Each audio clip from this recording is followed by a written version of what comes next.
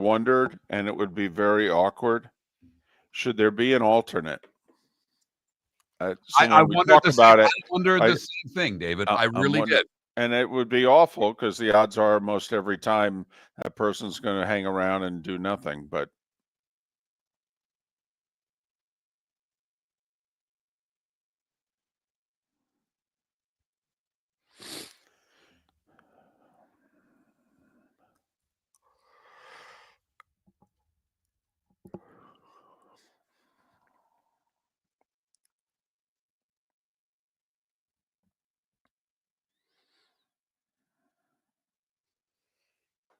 How about the Jags? how about your Jags? We ended up pushing in the NFL because of a block kick. Vegas had that. Well, I mean, it wasn't a chippy. It was 54 yards. I know. Yeah. But on the 4 games that you and I differed on, we went 2-2. Yeah. So you're still one up there. Boy, I mean, the games I won going away, and the games I lost, I got blown out. Well, that's good. No sense sweating anything out. I mean, I guess Florida State, could have flipped the other way and won. By the way, that's a touchdown. I can't believe that. I was stunned that they overturned that. Couldn't believe it. Still can't believe it.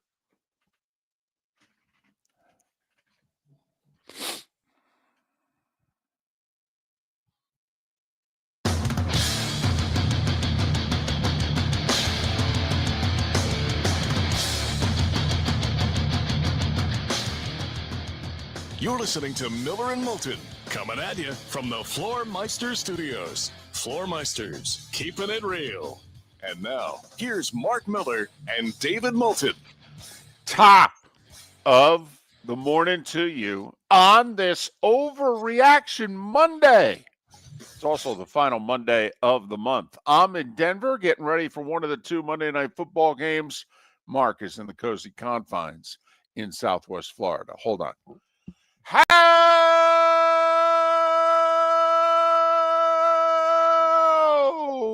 the heck are you? Miller and Moulton. MillerandMoulton.com. Miller_Moulton on X. Top of the morning to you, Mark. How are you? I am doing well. The weekend delivered. It really did. Yes, it was a disappointing Saturday morning and afternoon for golf fans, but college football was terrific. An excellent NFL Sunday that finished with a tie. And you have to ask the question, David, what can you count on more? The U.S. disappointing on the first 2 days of a Ryder Cup, or James Franklin not being able to beat a top 5, top 10 team? Oh, yeah, by the way, Kirby, you still can't beat Alabama. Yeah. And Mark, to hit close to home, and my Mets know how to collapse. And when they're just about ready to collapse, the Marlins can still finish them off. Yeah, it was a weekend in which a lot of things that have happened in the past reared their heads and happened again. But it was very fun, very exciting. It started Friday night with an unexpected thriller in Charlottesville, Virginia, between the Noles and the Cavaliers, and an upset. And we had quite a few upsets. Even though we had the ranked teams and is it the lower ranked team winning over the higher ranked team? Yes. Okay. Yes, it is. I always get the rankings and the seedings confused as to what's high and what's low and right.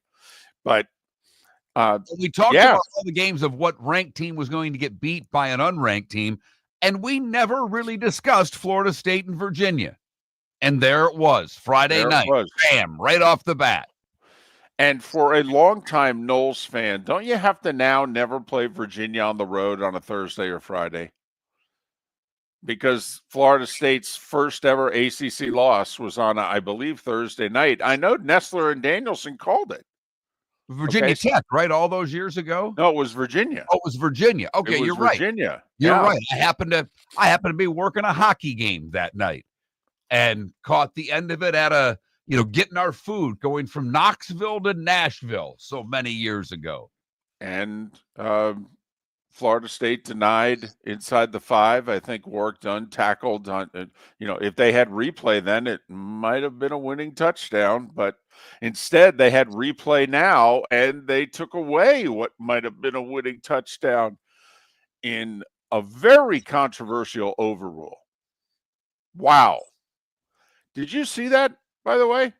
I didn't see it live. I'll be brutal. I mean, I saw it, but I did not see it live. Okay. Called a touchdown on the field. We could argue, does he have 1 foot down, 2 feet down, or they say he didn't have control of the ball. I thought he had control of the ball. I thought he had control of the ball twice. I thought he had it initially with a foot down. Then he brings his second foot down. And then I think as he's literally going out of bounds, he's moving the ball to have even more control of it. I thought there's no way you take that touchdown off the board. Well, that's, to me, the big thing on that play. I mean, there's a bunch to talk about over the weekend, but when typically a play is called one way, I didn't see enough to overturn it. That's where I was with that. If it would have been called incomplete, I didn't think there was enough to say it was complete, if you know what I mean.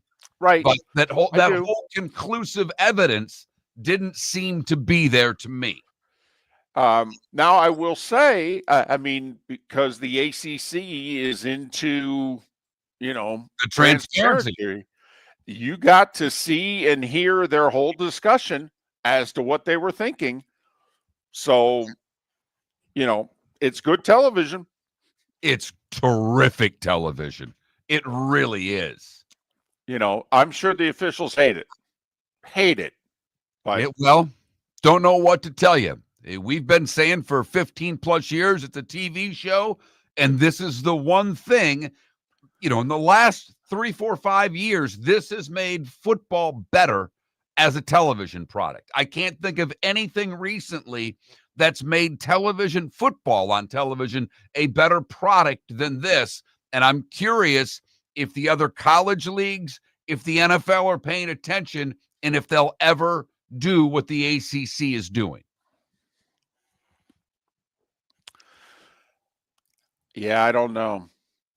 I happen to know the head of officiating in college football pretty well. This is an ACC decision, and he originated out of the SEC, Steve Shaw, and he doesn't seem like that kind of a guy to me, that he would want this for everybody. But good for the ACC for doing it. Early returns, by the way, in our Twitch and YouTube chat room, and a majority of you saying you didn't think it was a touchdown. You thought that they got the call right, and a few of you even are Florida State fans saying that. So, that's the beauty. We all saw it, we all interpreted it, and they made the call that they did. Florida State losing in overtime, and that really got the weekend started, Mark. Think about it. We had what? Penn State was ranked 3rd. We had Georgia ranked 4th or 5th. Florida State ranked what? 8th, 9th, something like that. Okay, we had 3 top 10 teams lose this week. And by the way, Kirby, I know you're not listening, but if somehow, some way this gets to you, this is something Miller and Moulton have been saying to a lot of coaches for a very long time. Kick the field goal. Unbelievable. I'm so glad they lost. There are times when coaches make a decision in which at that moment I go, okay, now I'm rooting for the other team for the rest of the game. Unless they do something more ridiculous than that decision, I'm sorry. Now I have to root for you to lose. If you're going to be that stupid, then I have to root against you. Oh, yeah. Thank you, Matthew. LSU also lost. That's 4 top 10 teams that got beat. Right. Oh, in September. By the way, I will say the LSU game, and, I thought LSU was going to win. I didn't have it as one of my picks, but I was wrong. But the people that I trust, that I believe know far more about college football than I do, when ranking the units, said the weakest unit was the Ole Miss defense. David, what unit played the best in that game? Mark, I would have to say it was the Ole Miss defense. I think so too. I think they were the best unit of the four. They were very good. And Nuss, dude, man, you throw interceptions at bad times. Yep, he's a first-round pick, I believe, with his talent. But yeah, he's made a couple throws. He's got a little what Trevor Lawrence has been in the NFL. Nussmeier's had that in college. Yep. Right. Mm-hmm. Absolutely. And apparently, we may have to put a call into Mike Westhoff this week. Okay. And get him on to talk special teams. Because in the NFL, field goals didn't seem to hardly ever get blocked. And now, blocked field goals are determining a ton of games. A blocked punt was a huge factor in the Bucs' loss to the Eagles. But then, an extra point that gets blocked last night and returned in a 40-40 tie. Not that that was a big deal. I want to give all the credit in the world to the teams that are blocking these kicks. But I also want to find out, is it excellence on the defensive side of special teams, or are there more errors on the offensive side? And I would love, in fact, I'll probably text Westhoff after the show. I'll get a 30-minute conversation with him in the afternoon where he lets the F-bombs fly, and we'll try to clean it up for Tuesday on the air. Yeah, because I have a couple theories, so I want to throw them at him. Excellent. And see what he has to say. But yes, the returns have been a much bigger factor this year than they were last year. This 5-yard adjustment on the kickoff has been huge. If you remember, Pat Kerwin on the show Friday said, and I think he's going to be right, now that we have a bunch of big returns, at what point is the head coach going to simply tell the special teams coach, kick the damn thing out of the end zone? I'll deal with it at the 35. Right. So you're right. I mean, I love the fact that returns are part of the game, not just kick returns, by the way. We had a bunch of punt returns as well. And that's not, the rules on that haven't changed. So the return game, a big part of Sundays, which is great to see. Upsets all over the day. Saturday, a rookie quarterback gets put in the game for his first start and beats an undefeated team on Sunday. Hello to your New York Giants. Did you find a quarterback? Well, if he keeps playing like that, he's not going to make it to Halloween. He took a beating because A, he won't get rid of the ball, and B, they ran him like he's Josh Allen. This just in, he's not. He got hit hard. Josh Allen's big enough, fast enough, strong enough where it seems as if you never get that great big shot on him. Yeah, that was not the case against Jackson Dart. They lined him up about 6 times. Now, he did keep getting up like the Energizer Bunny, but let me tell you, he didn't get hit like that at Ole Miss. No, sir. No, sir. To repeat a great line from our show many years ago. Miller and Moulton fired up on an Overreaction Monday. What was your highlight of the weekend? What was your biggest disappointment of the weekend? We don't normally have guests on Monday, but we will bring one in today. Christopher Powers will join us to wrap up the Ryder Cup. In the meantime, we'll break down a lot of football. As we've already mentioned, a bunch of top 10 teams go down, some upsets in the NFL, and David is in Denver because we got a double dip tonight on Monday night.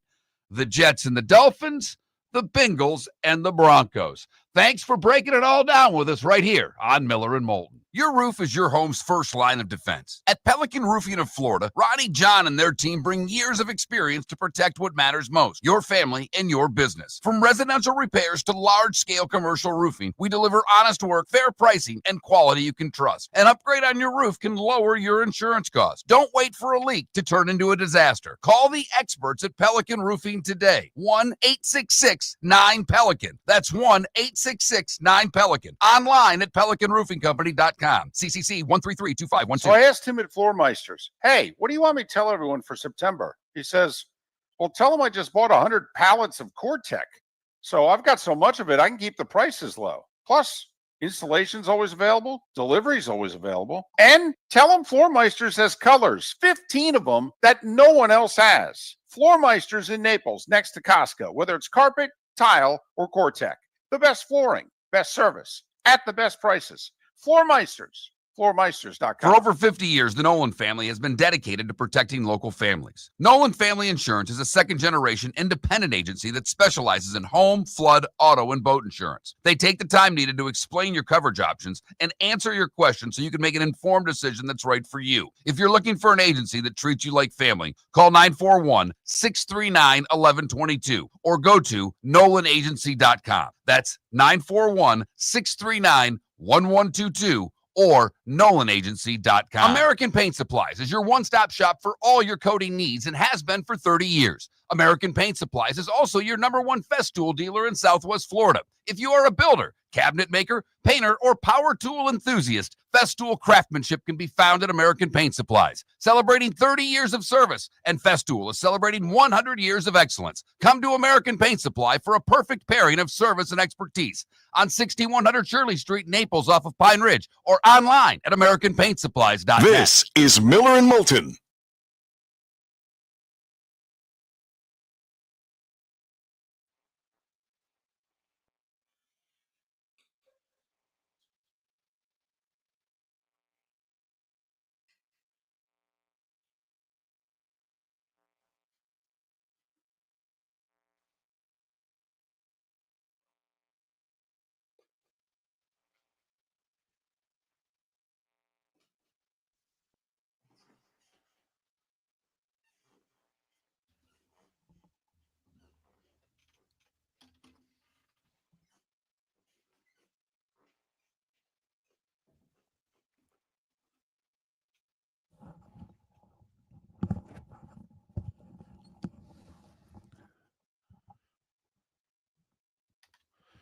Yes, EB special teams gets ranked. It's complicated, but yes.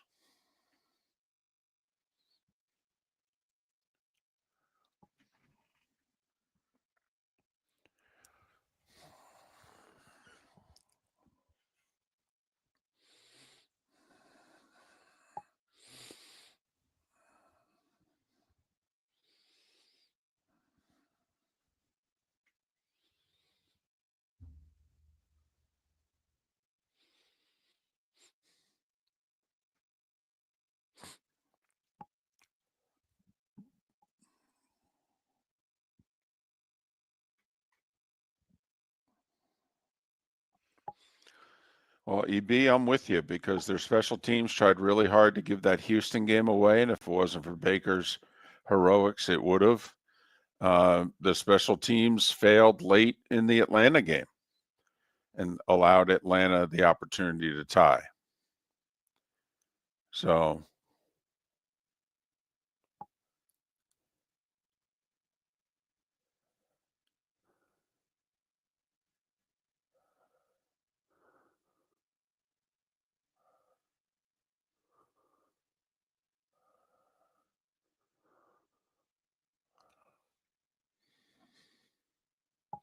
yeah, Empire, I'm with you.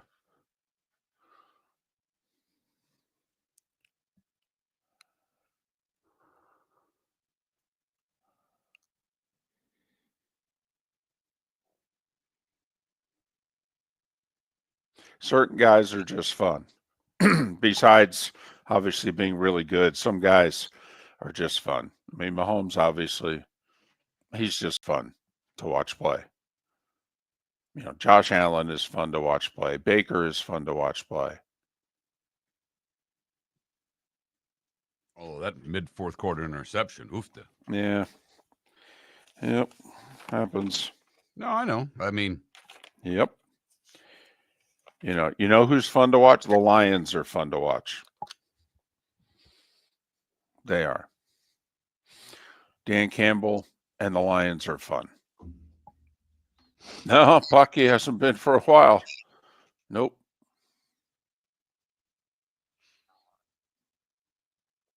You know who's fun? Lane Kiffin's fun. Win yes, or lose. he is. Lane Kiffin's fun. Lane Kiffin thanking Paul Feinbaum after all the crap he gives Paul Feinbaum. I mean, Lane putting the tweet up of what Brian Kelly said. Every part of that is terrific. And you're right. That's Spurrier 2.0 right there. I swear. You're right, David. I thought that I should have texted you that. I thought it all weekend. It doesn't have the accent, but man, that game took a long time. He's got the personality. He really is.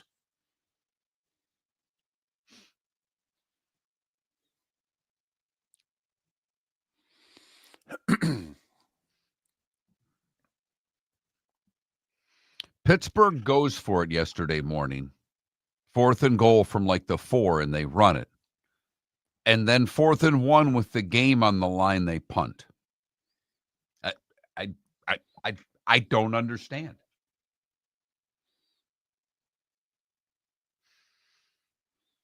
I mean, they won, but hey, Dable passed up on a field goal again at the end of the game. Yeah. And so instead of leading by 6, he was only leading by 3. Right. Okay. Right. I'm with you. Now defense bailed him out, but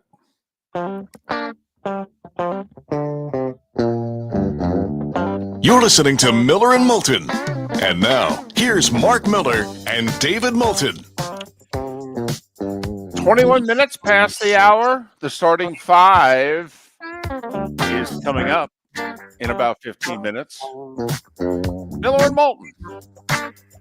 MillerandMoulton.com. Miller_Moulton on X. All right. We got to talk about this. We'll talk about the golf later in the show as well. But we have to talk about this. The behavior of the quote-unquote fans on Long Island this weekend. And they were egged on. Okay, they were egged on by the players, by Team USA, leading up to the Ryder Cup. They said, we want you as rowdy and as obnoxious as possible. They said, well, done. You guys, we got that covered. You didn't really have to ask us. I don't know if you're aware this is New York, but challenge accepted. They said, listen, your guys' idea of rowdy and obnoxious in Jupiter and Orlando is very different than our idea. Sea Island, Georgia obnoxious, very different than New York, Long Island obnoxious. Right. Are you Karen sure? upset because she can't get a table at a Jupiter restaurant versus New York fan, okay? Right. I don't know if you're aware of the Jets and Giants record right now, but we aren't happy. So, okay, you want us to be at our best/worst. Okay, and we're going to be buying $16 and $18 beers, right? Okay, all right. It's going to take us 3 hours to get to the course. We're going to show up ornery. We're going to show up ornery and probably even have been drinking, and we've been here since 5:36 in the morning. Right. And we left our houses before 4. Okay, sure. But with that being said, and yes, they were egged on and what have you. And even a volunteer cheerleader was leading the chant towards Rory with the microphone in her hand. So, right. I mean, it was from all ends. Weren't you embarrassed? It was disgusting. It was disgusting. I mean, when you're reading the articles in 10 different people, columns from all kinds of different people in different publications would say, this was said, I cannot say the next 8 things I heard. I mean, the PGA of America didn't do a thing to stop it either. Not really. I mean, until Sunday, I didn't. Well, granted, we played a little bit better, but even still, it continued on Sunday. I mean, so what can be done about this? No, and I'm being serious. What, if anything, can be done about this? Okay, the first thing going forward, I would like to think that the players and the captain and the PGA of America won't, ask for this. Okay, because to some degree they did. They did. Okay, now the patrons took it to a whole other level. Don't even call them patrons. Sorry. The obnoxious fans. The New York fan. But, I mean, in 4 years when it's back in the States, because they're not going to behave like this across the pond in 2 years ago. First off, because Europe's going to be winning again. All right. And secondly, I mean, 4 years. I mean, is there anything to be done here? I mean, you're going to kick people out? Well, that's the first thing. I think it should be, and it does fall a little bit on the captain from the get-go. And I think the captain 4 years from now has to, in the months or weeks leading up to the event, say, we can't act like that. We have to be better. And I thought Rory's comments in the presser were spot on, in which he said they weren't even rooting for their guys. Right. Like he said 4 years ago, the crowd was very pro the U.S. team. Okay. Now, and he said, and early on, the U.S. team got off to a good start and what have you, but they were not, it wasn't so much anti-us, it was so pro-U.S. He said, this seemed just very anti-us. And very I mean, it was and him, no doubt. I mean, that's the guy they picked, and they went after him. And I don't blame he or Lowry for acting the way they did back towards the crowd. Not at all. Once you smell, what a mob crowd is like, though, David. Once they smell blood, they got worse. When Rory yelled back, okay, you want to yell at us? Then we'll even get more obnoxious. And they did. To me, when you're heckling somebody and it's not working, why do you keep doing it? I mean, the more they yelled at him, the better he and they played. But then, as someone who loves the sport of golf the way that I do, skipping all the nasty things that were said, they couldn't even shut up when they were hitting shots. Right. I mean, take away just how sickening some of the things were that were said. They didn't even respect the damn game. Right. I mean, but do they have to not allow that many people on the course? Do they have to do something about alcohol sales? No, I'm serious. I was embarrassed as a citizen of this country. I was embarrassed as an American for the behavior. Okay, now maybe I shouldn't be. Maybe I should just be embarrassed for somebody who grew up within 90 minutes of where, well, maybe a little more with traffic, but you know what I mean, of where that event was held. Okay, but I'm not sure that it would have been just like if the event was in Boston. I don't know how much different the crowd would have reacted.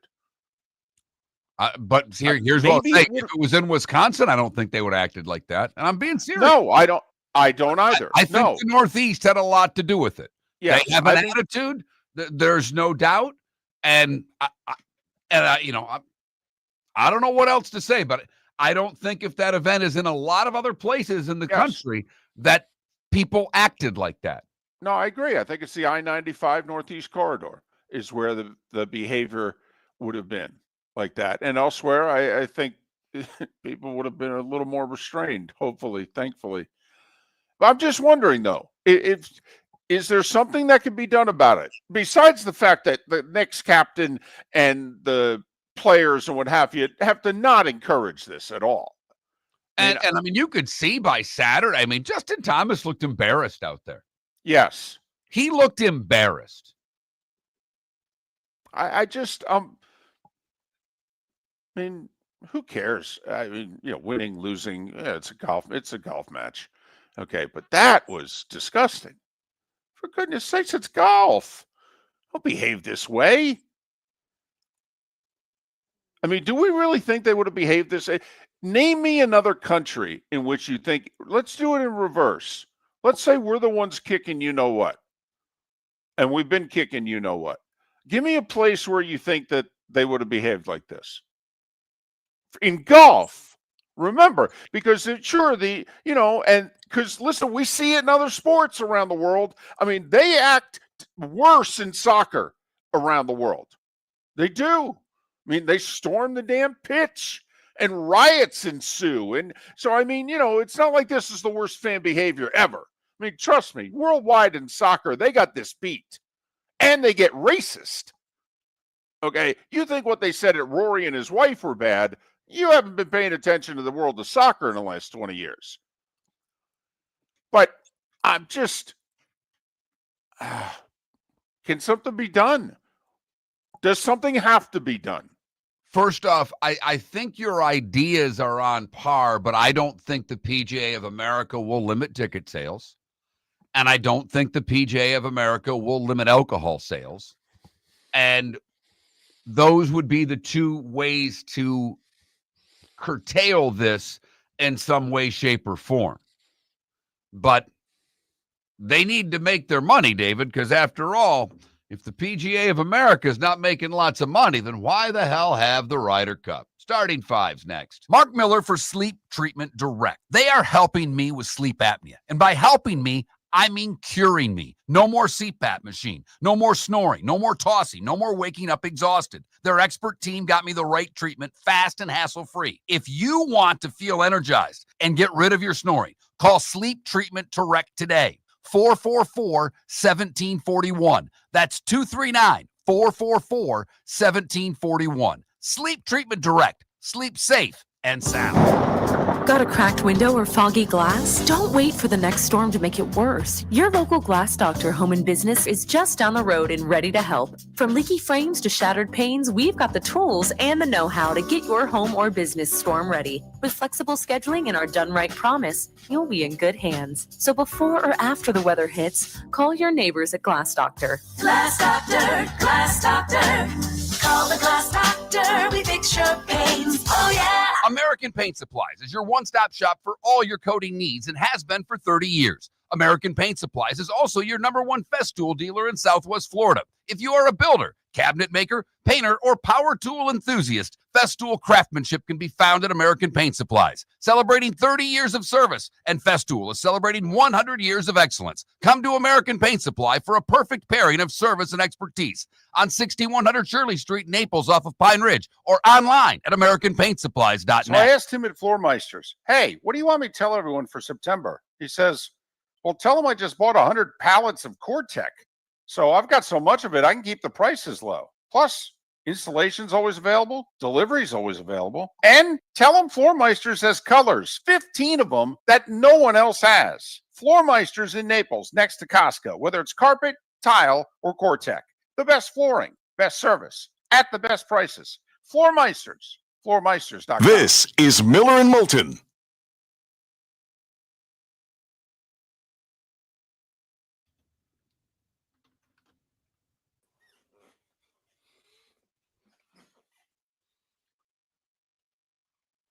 I will say with whoever said JT played bad, JT didn't play bad. He was 2-2. The match that they lost to Rory and Lowry, I mean, they got beat. Cam Young and JT played pretty well in that match. What's amazing is Sunday afternoon when we got whooped, we played pretty good. If you look at the numbers, I mean, You mean Saturday afternoon? I'm sorry, Saturday afternoon. I mean, Bryson and Scotty were 9 under And lost 3-2. Right. I mean, JT and Cam were 7 under, lost 2 up. I mean, JT only played one foursome match, though, Ryan. He played the first one. They did not play him the second day.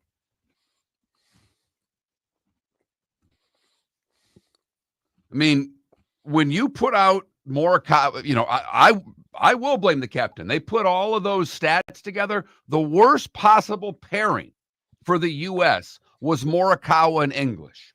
They get slaughtered on Friday, and then he runs them back out on Saturday. I'm sorry, you can't do that.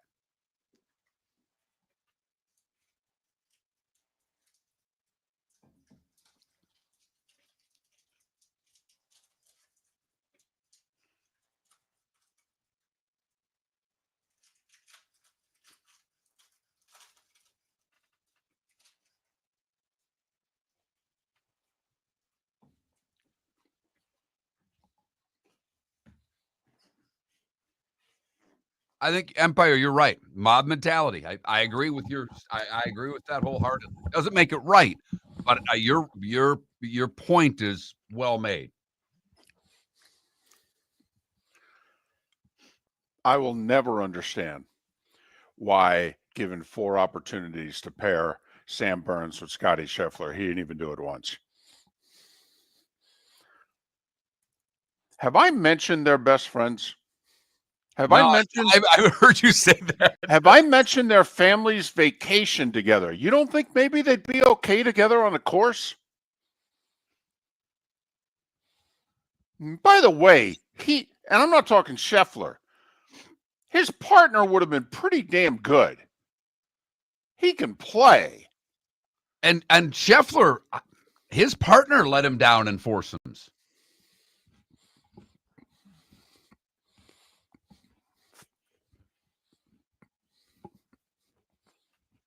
He wasn't great, and Bryson didn't make putts and didn't hit very good irons.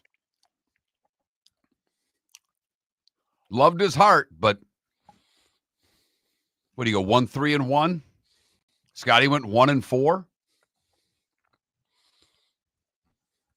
Yeah, he did, Sonny. And then they don't play together in the foursomes either. That's just doesn't make any sense.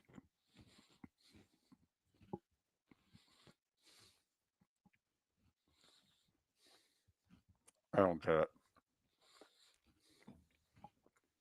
And I don't know, I didn't watch pressers, David. I watched, but I never, obviously, and the announcers for NBC were hilarious on Friday and Saturday. Oh, look at the moment. The U.S. starting to get some momentum. They're down in 3 of 4 matches. I know they're rooting, but come on. That's an old rule, Empire. I disagree. I thought the U.S. should have got if someone can't play, he forfeits the match. In any other match play event in the world, if you don't play, you lose the match. But it was predetermined long before Sunday. Long before, like years and years before. Apparently, they put a name each team puts a name in an envelope, and if there is someone who can't play, that's the guy that doesn't play on the other side. So that was not something that on Sunday they decided, if you will. Nick Faldo added nothing. Nothing.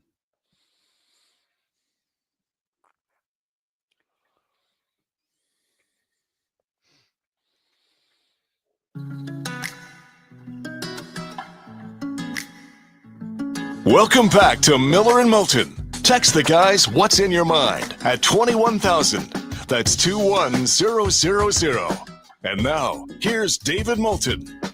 22 minutes until the top of the hour. Miller and Moulton. MillerandMoulton.com. Miller_Moulton on X. Text line is open at 21,000, 21000. The Pelican Roofing of Florida text line.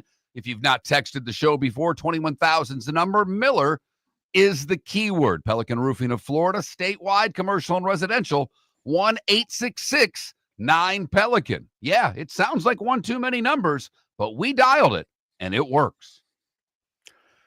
Time now for The starting five. 5 big stories you need to know. Here is the starting five. We'll start with the NFL. Battle of unbeatens in Tampa. The Eagles emerged 4-0. They led 24-6 at the half. Down the Bucs 31-25. Washington went to Atlanta shorthanded. No star quarterback, no number one wide receiver. They needed him because, well, their defense got picked apart by Michael Penix and company. Falcons rebound from the embarrassing loss at Carolina the week before, and they beat the Commanders 34-27. Both teams are now 2-2. Boy, that Ravens-Chiefs showdown wasn't much of a showdown, huh?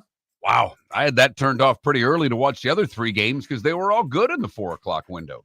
Chiefs blew out the Ravens 37-20. It might have been worse than that final score. Mahomes with 4 touchdowns. Lamar hurts his hamstring, it looked like. Third quarter. Can't finish the game. Cooper Rush, 2 interceptions. Better give him some more practice time. He might be playing. Last night, don't know if you stayed up and watched. Listen, you could say this. Dak Prescott and the Cowboys offensively, get as many of them on your fantasy team as possible. They can score points. What happened to Green Bay's defense? No. I mean, 2 scores by Green Bay. Looks like they were in complete control, and then Dallas started coming. 40-40 is your overtime tie. It was 37-all at the end of regulation. Green Bay 2-1-1. Cowboys 1-2-1. Both quarterbacks threw for over 300 yards and 3 touchdowns. Micah just had 3 tackles. He did technically get a sack of Prescott in the overtime, but it was for a 1-yard loss or no gain. Not much of a factor. Lions pulled away in the second half from the Browns, 34-10. They're 3-1. Cleveland's 1-3. Jared Goff with 2 touchdowns. The day started with the Steelers taking it to the Vikings. A couple of late touchdowns made the final score respectable, but the Steelers improved to 3-1 at the 24-21 win in Dublin. They led 24-6 in that one. How about the Jags? How about the Jags? Jags. You want to do it?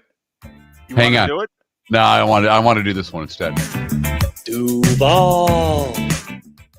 Yeah. Well, that's the head coach of the Jags, okay? And he's worked on his Duval, but he's also worked on his coaching. The Jags went to Santa Clara, beat the Niners 26-21. First loss of the year for the Niners. Jags are 3-1 for just the 8th time in franchise history. You know, when receivers catch passes, how about that? It's amazing what happens, Dave. How much better did the quarterback look yesterday since his receivers, wait for it, caught the ball? Yeah. Novel concept. Also, Parker Washington, 87-yard punt return. And the Jags defense, which last year couldn't force a turnover if the fix was in, saved the game against Houston a week ago with 2 fourth-quarter turnovers, had 4 turnovers yesterday. 13 they forced so far this season. Didn't they force less than that for the whole season last year? Thought it was like 8. Yeah, they equaled their mark. It was 9. I think they equaled their mark last week, and now at 13. Jags defense has been terrific. Bears came from behind, beat the Raiders 25-24. Chicago's 2-2. Vegas has lost 3 in a row. Vegas lined up for the game-winning kick with seconds to play, and the 54-yarder was partially blocked. Rams trail by 7 mid-fourth quarter. They scored twice. They beat the Colts 27-20. Goof for the week. Maybe the NFL season happened. Colts wide receiver made a great catch. He's running down the sideline. It's going to be like a 75-yard touchdown, and he sticks the ball out only for the ball to slip out of his hands at the 1.5-yard line and go through the end zone. You know, when you have Danny Dimes as your fantasy quarterback because Fields got hurt, I really could have used those 6 points. Both teams are now 3-1. The Giants were winless. The Chargers were unbeaten. The Giants then start a rookie quarterback, and his star wide receiver tears up his knee in the second quarter, and the Giants still win? 21-18 over the Chargers. Jackson Dart didn't turn it over. All right. Team clearly had a spark. But the neighbors thing, that sucks. Yeah. Hate to see someone that good go down. Imagine you paid money in Houston yesterday to watch the Titans and the Texans, and it's 6-0 going to the fourth quarter. Huh? Texans did score 20 points in the fourth to win 26-0. Titans are one of what will soon be 3 winless teams. Texans get their first win of the year. Bills were lethargic, still beat the Saints by 12, 31-19. Josh Allen with 3 TDs, 2 of them passing. Man, can we figure Carolina out? So they beat Atlanta 30-0 last week. They go to New England and lose 42-13. What? Drake May, 3 touchdowns for the Patriots, who have won 2 in a row. All right, Monday Night Football double dip. I'm in Denver for the Bengals and the Broncos. Denver a 7.5-point favorite. That game's on ABC at 8:15 Eastern. Meanwhile, an hour earlier on ESPN, the battle of the 0-3s, Jets and Dolphins. 7:15 ESPN, Dolphins a 2.5-point favorite. We mentioned Lamar Jackson's hamstring, Malik Neighbors' right knee, Chargers left tackle Joe Alt, high right ankle sprain. He was in a boot midway through the game. Cam Ward blasted his team. You should try to find it because I can't really repeat what he said. Okay, he described his team as a expletive, which is also a body part. I don't think I'm allowed to say it, okay, in the way in which Cam used it. I think it's an FCC violation. The halftime show for Super Bowl 60 is going to be Bad Bunny. Wow, the whole Taylor Swift tease there didn't come true. All right, be honest, all of you. You know who you are and where you are. Do you know who Bad Bunny is? Just be honest. I do. I do too, but I don't know how many Bad Bunny songs I could name, probably 0, but I know who Bad Bunny is. College football rankings are out. Ohio State's still number 1. Oregon moves all the way up to 2. They got quite a few first-place votes also. Miami 3. Ole Miss and Oklahoma are 4 and 5. Thank you very much. Penn State falls to 7. Indiana up to 8. Bama back in the top 10. Georgia down to 12. Florida State falls 10 spots, losing at Virginia. They're down to 18. We've picked on the AP for a long time. It's time to get rid of the coaches poll as well. David, did you see the coaches poll? No, I don't even look at it anymore. It's so bad.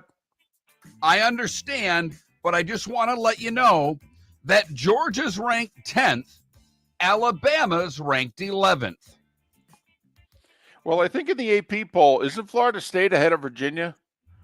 Didn't they squeak Virginia in at like 21 and Florida State's at 18? That's correct. Yes, and Virginia's 24. Okay. By the way, South Florida just missed being in the top 25, even though they were off. They moved up to first team out. 10 teams in the SEC are in the AP top 25, 6 in the Big 10, 4 in the ACC, 4 in the Big 12, and Notre Dame moved up to 21. Ryder Cup, U.S. was inspired on Sunday. Looked as if there was actually a chance to pull off what would have been far and away the greatest comeback ever. But Europe retains the cup, wins on U.S. soil for the 3rd time this century, 15-13 Europe. Europe's won 9 of 12, and they're 3-3 on the road this century. We haven't won on the road since the first year of the Clinton administration, 93. Baseball. Jays win the East. They ended up sweeping the Rays over the weekend, 13-4. Rays finished with 77 wins. Yankees finished the season with an 8-game winning streak, but they finished in a tie with the Jays, and Toronto won the breaker. So the Yankees will host a wild card series. Cleveland, a rousing comeback in the 10th to beat Texas 9-8. They didn't need to. They had already won the Central a half hour earlier when the Tigers lost in Boston 4-3. Mets eliminated by the Marlins for the third time. Ground ball to second for one. Ball game over. Season over. The Marlins ended with a series victory in a shutout over their division rival New York Mets to knock them out of the playoffs. 4-0 the final. Mets had the best record in baseball on June 13th. They went 38-55 the rest of the way to lose out in a tiebreaker with the Reds, who lost to Milwaukee 4-2, but they're in the playoffs. Marlins, by the way, finished with 79 wins. 79 wins. Saw a baseball person that I follow on X, Beta Postas, and they won't do it. But if there was ever a time to invest in this team, it's time for the Marlins to invest. They really should. Great job by that team this year, really and truly. Your playoff matchups, which start tomorrow in baseball, best of 3 wild card rounds. Red Sox at Yankees for all 3. By the way, those games will be at 6 o'clock. Tigers at Guardians. Those games will all be at 1 o'clock. Woohoo! Padres and Cubs will be on ABC, by the way. All 3 games scheduled for 3 o'clock. And ESPN 9 o'clock will be the Dodgers hosting the Reds. Tuesday, Wednesday, Thursdays if necessary. The divisional round all starts on Saturday. NASCAR, a wild finish in Kansas. Chase Elliott, second overtime, 2 laps. He comes from 8th to win it.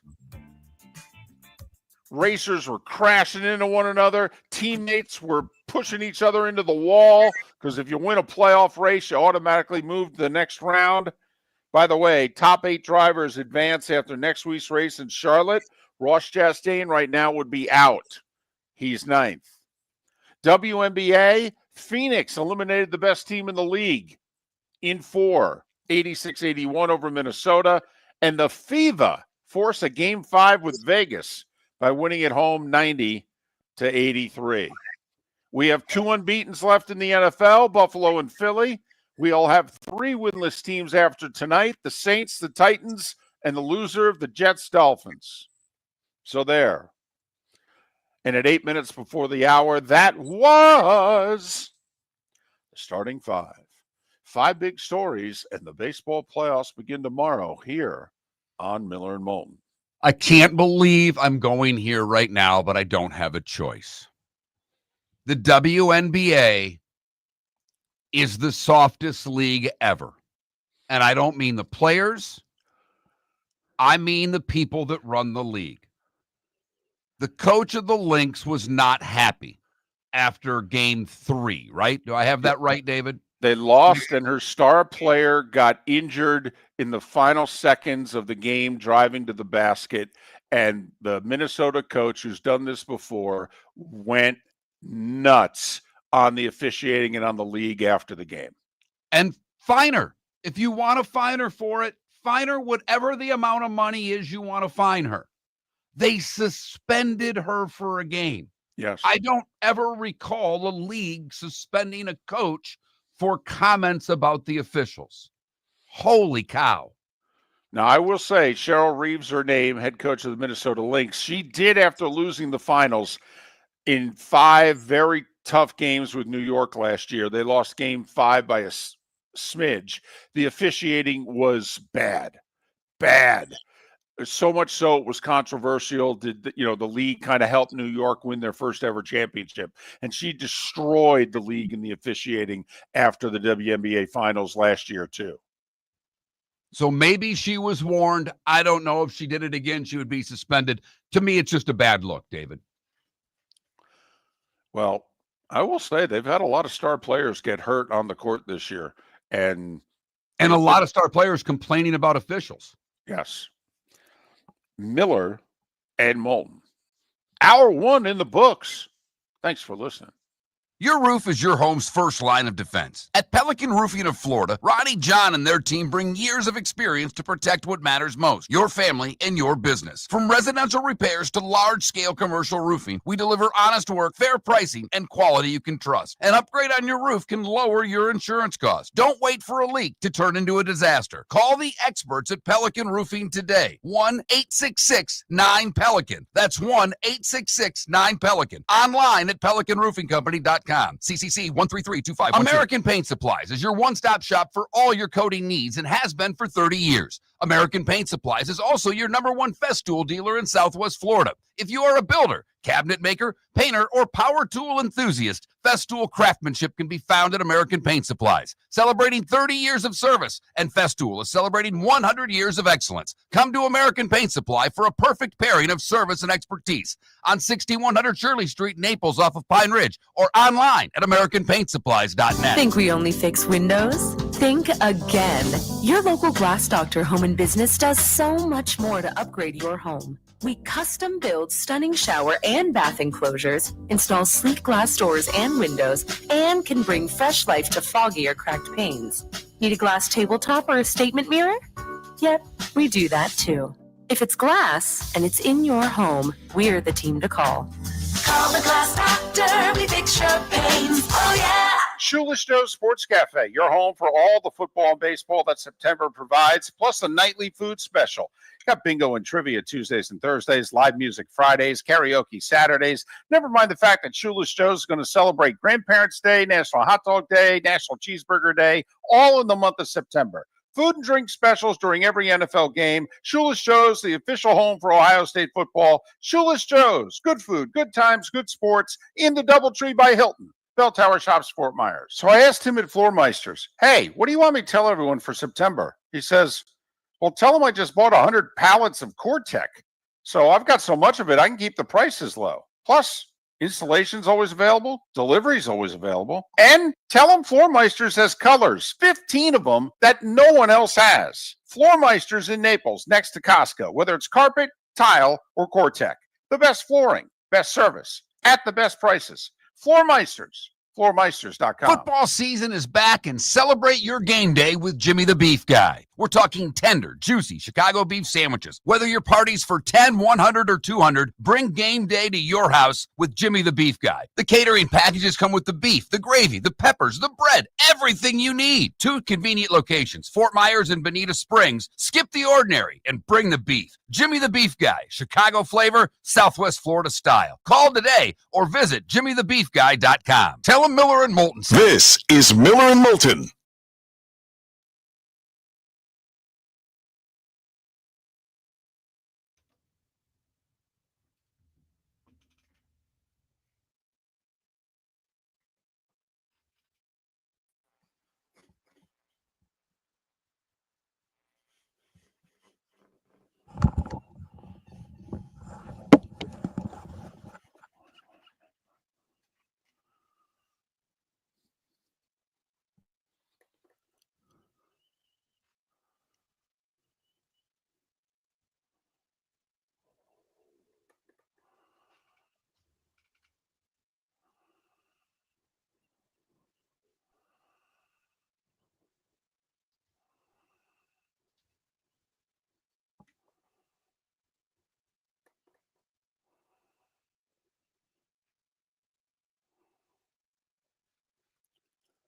First off, we owe someone an apology because we may have gotten something wrong.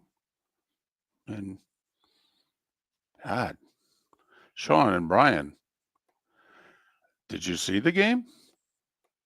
I mean, yeah, he gave him a spark. Yeah, I don't know if they win that game with Russell Wilson. He got the snot beat out of him. I mean,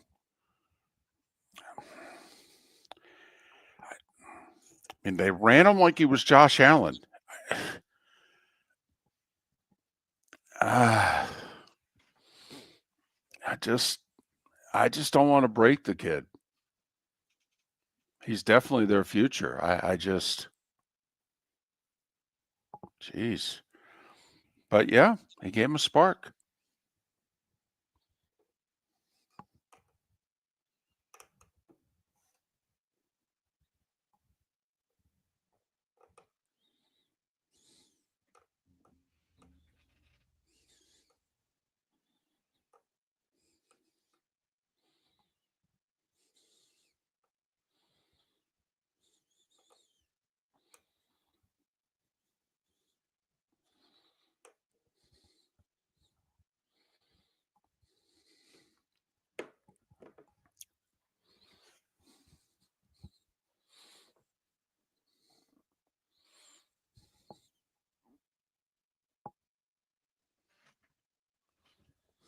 Look, I get everybody complaining about the Bad Bunny thing. I understand it. It's not my cup of tea either.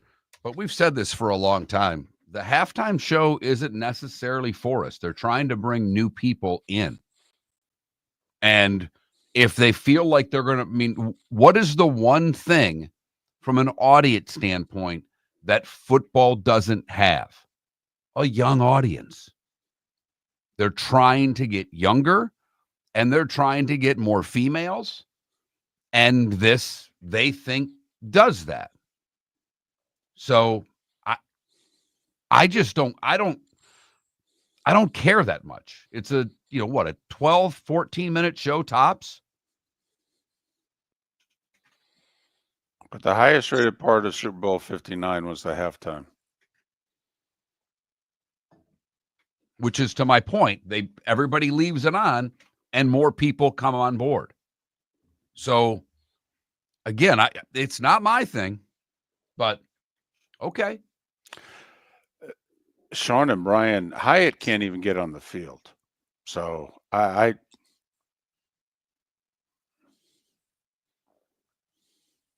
don't know. They don't seem to like him or trust him. Dable, it doesn't. I think that's obvious. And I think Shane doesn't cut him because of his ego.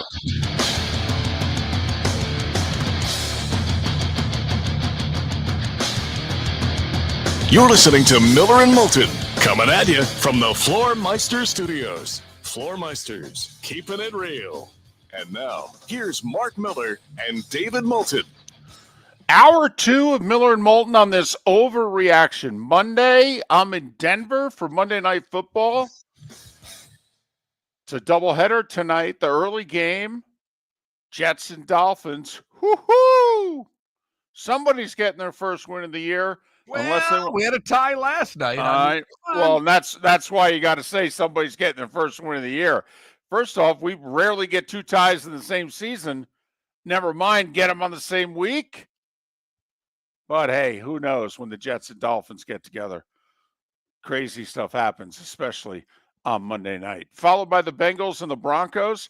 I will say, I don't know how many people are interested in this game. I think there would have been more if Joe Burrow was playing for Cincinnati because people just like watching him play.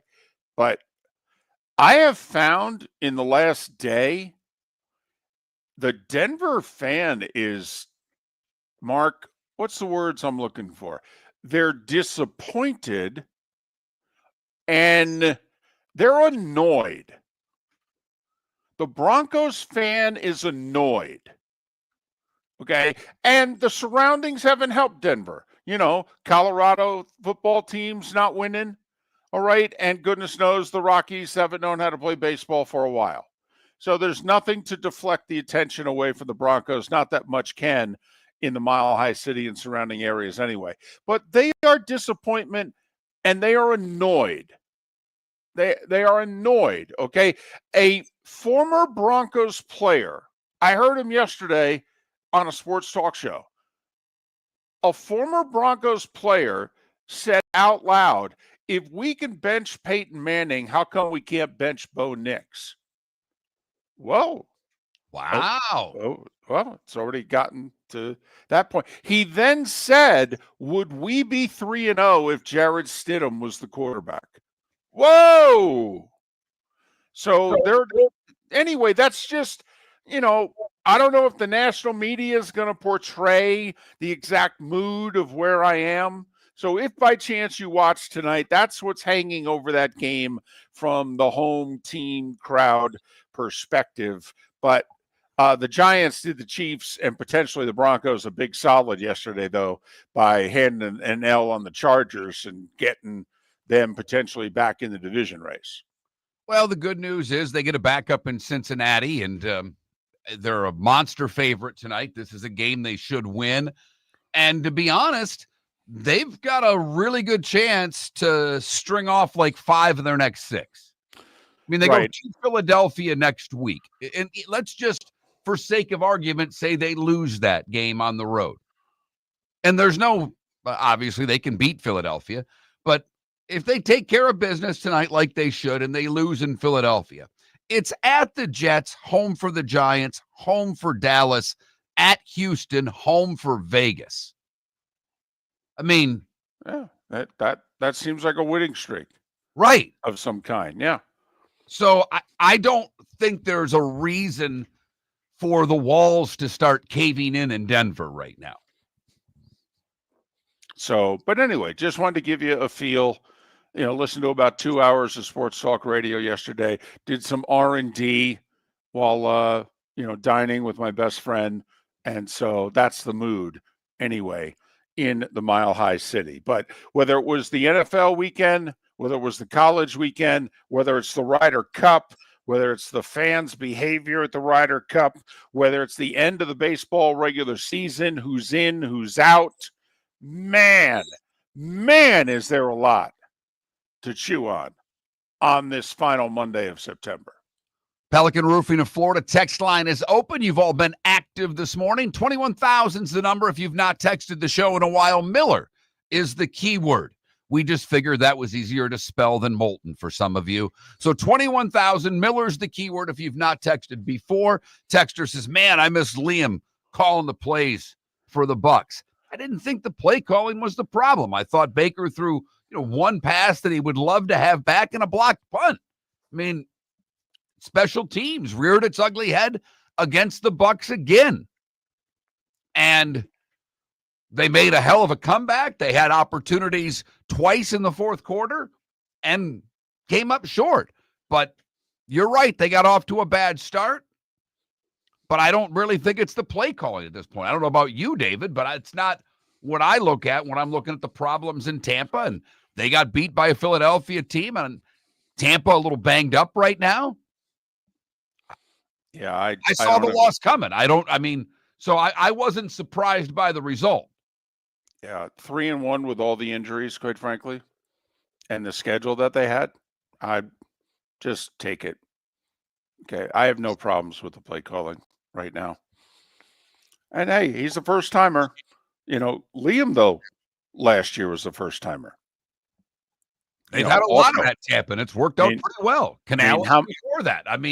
How many of you, though, last year at some point said, boy, I miss Dave Canales? Someone coming at you, David, during the starting five? What is a partially blocked field goal? Did someone touch it, preventing from being good? That's blocked. No partially about it. Okay.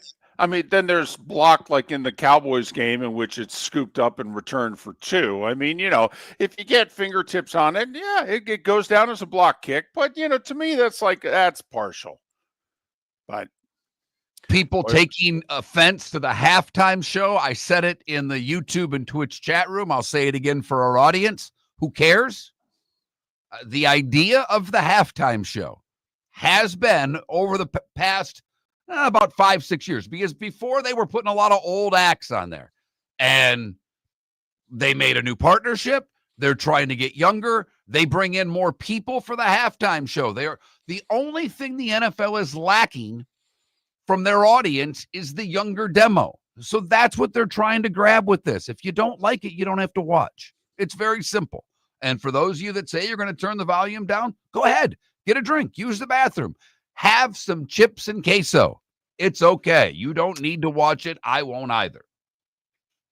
Yeah, and the NFL doesn't care if you do that either. Because you don't most of you don't turn the channel. I mean, Right.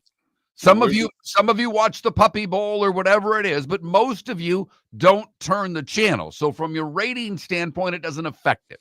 No. And year in, year out, unless the game goes to overtime and then the last 15 or 30 minutes can be the highest rated part of the game. But most years recently, the highest rated half hour has been the halftime. So my sneaky college pick this year was Georgia Tech. Mm-hmm. They should have lost on Saturday, and the ACC should be embarrassed for that. Well, are you kidding me? Did you see the call or the missed call? They didn't throw a flag, did they? No. He was offsides. He was clearly offsides. I mean, what he was in the world? He started coming back and never even got back. It was the right defensive end for Tech. linebacker, whatever, edge rusher, whatever you want to call him. He takes a 3-step head start. They don't snap the ball. He starts to come back. Never made it back across the line of scrimmage. Never. The ball is snapped. The Wake Forest quarterback thinks that he has a free play. Because the edge rusher was 3 feet off sides. And they don't call it. Wow. It's only the game. No, yeah, it was no big deal. I mean, Wake Forest wins. They call that. They run out the clock. It's over.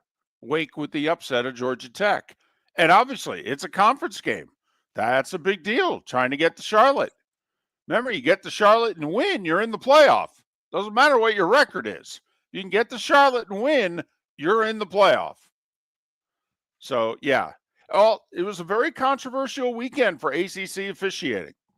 The overturn in the Florida State-Virginia game. Listen, we were all talking about it in the booth Saturday in Washington.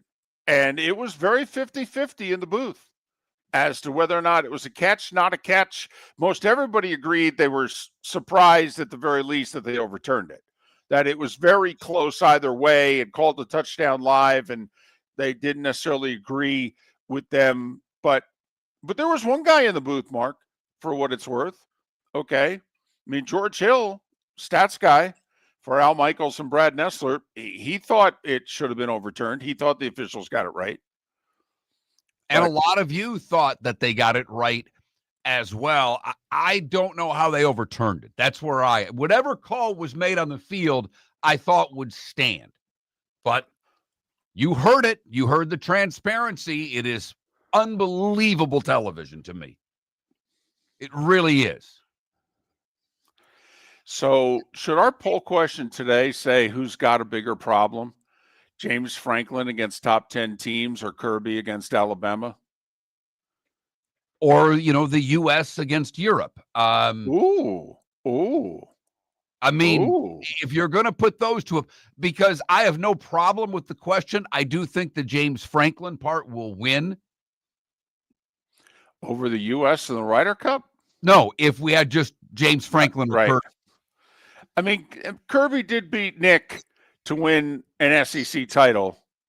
Or no, to win a natty. But that's it. One win. Right.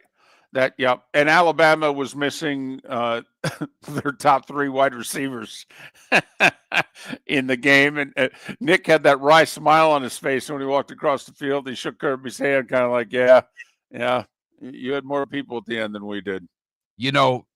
You can't keep putting all those defensive linemen in the league and expect your D line to continually be as good as it was the year before. Are you saying there's a drop-off on the Georgia defense? A little bit. And at the end of the day, if Kirby kicks the damn field goal, I don't know what happens in that game. You at least it doesn't mean that Alabama doesn't come down and win. We don't know. But and I will say, I am, my son's a big Dog fan. He and I are texting. I am all caps before it happened. Kick the damn field goal. I got to tell you, though, now we're at the point where they've played 3, 4, in some rare cases, 5 games. And now some of these inexperienced / young quarterbacks who at the beginning of the month were shaky, now at the end of the first month, how much better do they look? I mean, how much better did the Alabama quarterback look against Georgia than Florida State? He was picking them apart early. I mean, picking them apart. We knew that the kid in Oregon had a lot of talent and potential. Front runner for the Heisman right now? I think you're right. And, you brought everybody back at Penn State. Maybe open the offense up once. American Paint Supplies, celebrating 30 years in Naples, is proud to be the exclusive Farrow & Ball dealer in Southwest Florida. The best thing to come from the UK since the Beatles, Farrow & Ball has the colors and paints at American Paint Supplies. See why all the designers and painters choose Farrow & Ball. For 30 years, American Paint Supplies provides the perfect pairing of service and expertise on 6100 Shirley Street in Naples off of Pine Ridge or online at AmericanPaintSupplies.net. American Paint Supplies is your one-stop shop for all your coating needs. So I asked him at Floor Meisters, hey, what do you want me to tell everyone for September? He says, well, tell them I just bought 100 pallets of Core-Tech. So I've got so much of it, I can keep the prices low. Plus, installation's always available. Delivery's always available. And tell them Floor Meisters has colors, 15 of them that no one else has. Floor Meisters in Naples, next to Costco, whether it's carpet, tile, or Core-Tech. The best flooring, best service, at the best prices. Floor Meisters, floormeisters.com. When Glass Doctor replaces your windshield, we don't just send you on your way, we send you off protected. Your local Glass Doctor includes the industry's only 12-month windshield protection plan at no extra cost. That means unlimited chip repairs and even a one-time replacement if needed.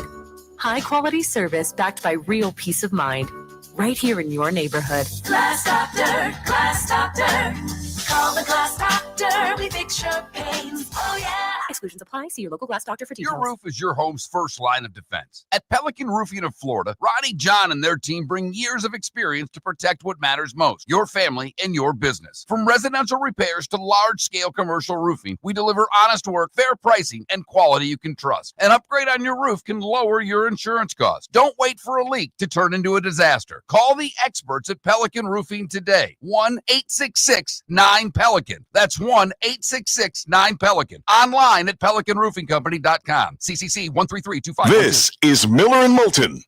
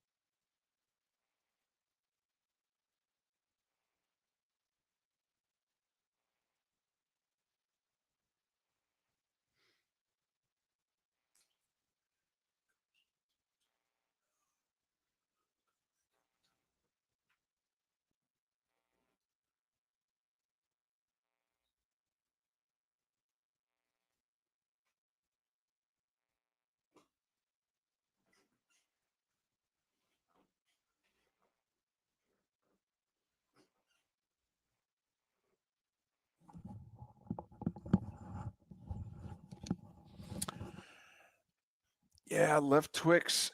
But see, we liked him after. We thought Carr looked good even in the Miami game. But yeah, no doubt.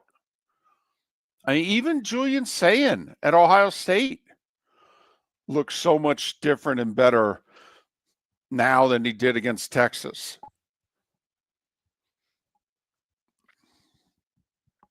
You know, that's why, the early season scheduling in some cases was so aggressive. And we just were commenting, we're like, man, that's a tough game, week 1, week 2. But unfortunately, the conference schedule starts shortly after, and it's tough to push it back. I love the fact that what's the kid at Missouri, the quarterback at Missouri that left Penn State there? Oh, you know what I'm talking about. yes, Anyhow, yeah. there are people who are literally calling out, going, "Boy, I wonder if Penn State would be better if we would have let that kid stay."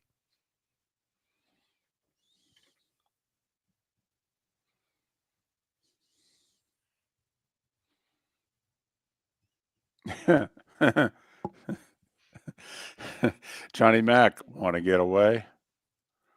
Yep.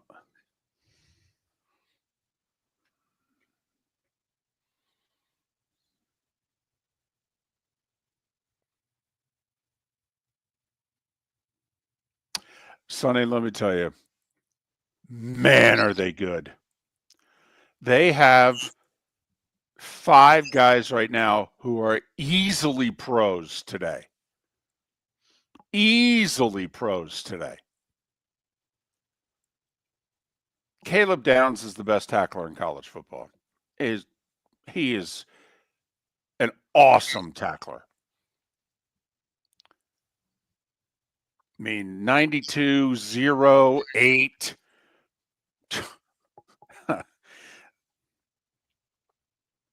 They're really Washington left too many points on the board early. They did. They did. I don't know if it would have mattered, but they left too many points on the board early. And the fake field goal was stupid. It was Stupid. forget the fact it didn't work. It was stupid. Just take the points. You need points. Take the points. It's early. Put the points up early. Well, and it, I don't know, just go for it instead of the whole fake field goal thing. I don't love. Mello, I don't think so. I'm really tired of the travel. I'm gone 4.5 days a week for 4 months. It wears on me. Okay. And the travel now is much worse than the SEC travel. I mean, I'm going to have 3 weeks in a row where I'm, Pacific time zone all 3 weeks for the college game. Now, I'm going to be the Pacific time zone 9 times this year between college and pro. I wouldn't mind less travel. Leaving on Sunday, being back Tuesday. Yeah, I haven't had a Friday, Saturday night in the fall with my wife in 20 years. I'm ready. It is Charles Davis. Charles reached out. Somebody else reached out. I'm done. I'm done with Saturdays.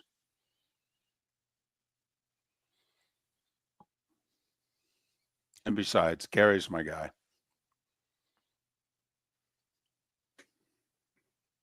I had a great run. So You're listening to Miller and Moulton. And now, here's Mark Miller and David Moulton. 21 minutes past the hour. Miller and Moulton, millerandmoulton.com, Miller_Moulton on X. Thanks so much for being with us. Wow, what a weekend. Top 10 teams going down in college football. How about road teams? How about Georgia had the nation's longest home winning streak? L. How about Washington had the nation's second longest home winning streak? Granted, number one team in the country came to town, but still, L. How about Oregon and Alabama going on the road? W's. Yeah, that's what we're talking. So I do want to ask, you sent a picture. You had never been to a Husky game before. I know you've been in Seattle a lot between Thursday and Monday night. You've made a ton of trips up there, but obviously never did a college game. You sent a fantastic picture from, I don't know if that was the booth or the corner of the press box or wherever you were. It looked amazing. It is. It's beautiful. It's as scenic as any college football. It's a different kind of scenery, obviously, because there's a big lake that comes right up to the side of the stadium, of Husky Stadium. The other thing I didn't realize, is it Lumen Field where the Seahawks play? I forget the title sponsor name. Anyway, where the Seahawks play. And it's incredibly loud there. And if you go for the first time and you look at how the stadium is built, you go, most stadiums aren't built like this. It goes straight up on the sides, but also on the one end zone. It goes straight up with the fans. And it seems to keep the sound in better than most other stadiums, particularly for one that isn't one of those big cathedrals of 100,000 people in the SEC. I mean, you know why those suckers are loud. I mean, just look at it. And so sure enough, Mark, I walk into Husky Stadium for the first time and I go, well, I'll be damned. Now I know why the Seahawks Stadium is built the way it is, because it's exactly Husky Stadium. Only on the one side, they don't want to block the view because it's the lake and it's big and it's gorgeous. And people are literally riding their boats and getting off and walking a minute and a half to the game. And you're like, wow, great scenery, obviously mountains. Okay. And since it was late September, a few leaves changing color. And before the game, you're like, oh, this doesn't suck. And we get there 3 hours at least before kickoff. So we're in before the fans. And there's not much for me to do. Okay, before the game, there isn't. If Gary's got a couple questions, he writes them down on a card. When I come back to the booth, I look up the stuff and give it to him. There's not much for me to do for 3 hours. So I do R&D. And there were a lot of Ohio State fans there. There were. They made the trip. And we talked about this, Mark, when there's that sexy game on the schedule, or as a fan, hey, I've never been here before. There were a lot of Buckeye fans that were like, I've never been to Washington. And so they went. And they're walking the concourse. And I'm asking them, because they're dressed in Ohio State garb. I mean, they're real easy to see. They do stand out, David. Yeah. And I go, what do you think? And they go, oh, this is awesome. This is beautiful. Okay. Oh, so glad we came, blah, blah, blah. And by the way, they were flying back on a 5 a.m. flight out of Seattle, just so you know. I mean, they did that game. They turned around and had like a 2:30 wake-up call. So I know you put your phone on silent. I felt awful Saturday morning because I sent you a couple of texts. And I'm like, oh, crap, it's 5 a.m. out there. I don't need to be sending these. And obviously you have your phone on silent. You didn't chastise me for doing it. But then on Sunday, I'm up early. And our old producer, Trent, probably having no idea where you were, fires off a couple of early morning texts.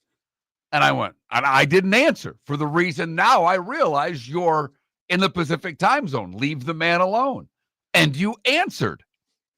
And I'm like, what the hell are the two of you doing up so early? And that's exactly what Mark says in the three-way text. He goes, what are you guys doing up? And I said, well, I got a 5 a.m. flight out of Seattle. So what's your excuse? I can't sleep past 7. I'm old. But so that was kind of amusing as I was getting ready for the morning. Little work to do here. It was not a great week for Miller and Moulton. I had my typical week. I either go 2-3 or I go 3-2. This week, I went 2-3. David, all I can say is September's over. Whew. Man, listen, there's a reason I'm a Mets fan, because they played in the final 93 games the way that I've started this season picking games. I mean, it's very similar. In fact, my winning percentage is worse than the Mets was since mid-June. Okay. In fact, I think the Marlins don't even have to come in and officially eliminate me. I'm pretty sure there's an E next to my name, and I've been eliminated from the playoffs. Lee Sterling, however, with his first winning week on the show. Good for Lee. He went 3-2. His game of the week still outstanding. And Lee deserves credit. Picked Bama straight up. Yeah. Wrong team favored was his line on Friday. So deserves a little credit for that. But David, with a 2-5 week. There we go. Because he can't stop at 5. No. And why am I playing college football? I can't get a college game right. If the game was fixed and I knew the outcome, something nefarious would happen and I would get it wrong. 10-24. Thank you, ladies and gentlemen. September and a few in August. By the way, 10-24. If you haven't looked it up already, I encouraged all of you earlier in the show, look up Cam Ward's comments about how he feels his Tennessee Titans are playing, and then you can do your poll question in your head. Who best describes Cam Ward's, who best fits Cam Ward's description? The Tennessee Titans or Moulton's picks? Because I thought Cam Ward was talking about my picks when I heard of how he described the Titans. So I have by the way, with you, David, if you can pull yourself out of this hole,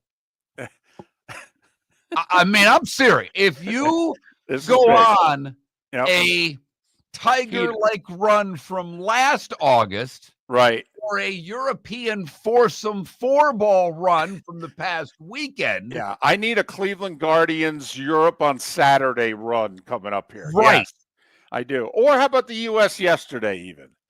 Okay, yeah. How about that, by the way? 12 matches, one of which didn't get played. So 11 matches. Europe won one match yesterday. How weird is that? Unbelievable. U.S. went 6-1-4, I think it was, in the matches that were actually played. How about that little? How about before the Ryder Cup starts, we say, hey, I'm going to let you in on a little something. I've seen the future. The U.S. is only going to lose one match on Sunday. What would your prediction have been of how this sucker would have gone? It'd have been 19-9, like it was a Whistling Straits, for crying out loud. But you've heard me for years say that I think that the Ryder Cup captain is the most overrated job in sports.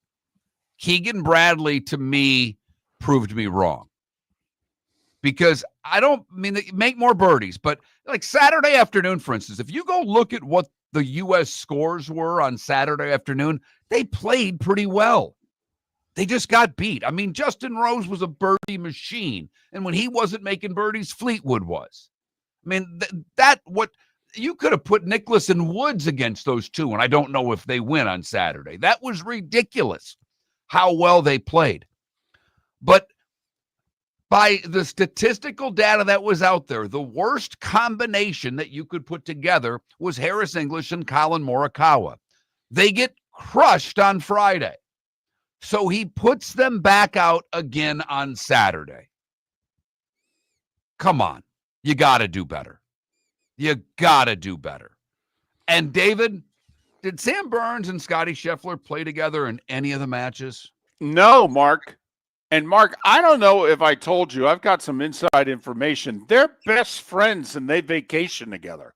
Your roof is your home's first line of defense. At Pelican Roofing of Florida, Ronnie John and their team bring years of experience to protect what matters most, your family and your business. From residential repairs to large-scale commercial roofing, we deliver honest work, fair pricing, and quality you can trust. An upgrade on your roof can lower your insurance costs. Don't wait for a leak to turn into a disaster. Call the experts at Pelican Roofing today. 1-866-9-PELICAN. That's 1-866-9-PELICAN. Online at PelicanRoofingCompany.com. CCC 1332512. Todd and I are local.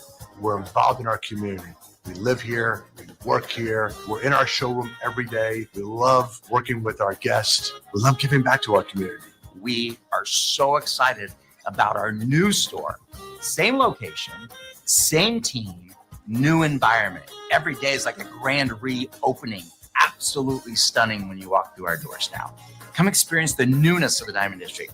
See what we've done. For over 50 years, the Nolan family has been dedicated to protecting local families. Nolan Family Insurance is a second-generation independent agency that specializes in home, flood, auto, and boat insurance. They take the time needed to explain your coverage options and answer your questions so you can make an informed decision that's right for you. If you're looking for an agency that treats you like family, call 941-639-1122 or go to NolanAgency.com. That's 941-639-1122. or NolanAgency.com. American Paint Supplies, celebrating 30 years in Naples, is proud to be the exclusive Farrow & Ball dealer in Southwest Florida. The best thing to come from the UK since the Beatles, Farrow & Ball has the colors and paints at American Paint Supplies. See why all the designers and painters choose Farrow & Ball. For 30 years, American Paint Supplies provides the perfect pairing of service and expertise on 6100 Shirley Street in Naples off of Pine Ridge or online at AmericanPaintSupplies.net. American Paint Supplies is your one-stop shop for all your coating needs. This is Miller and Moulton.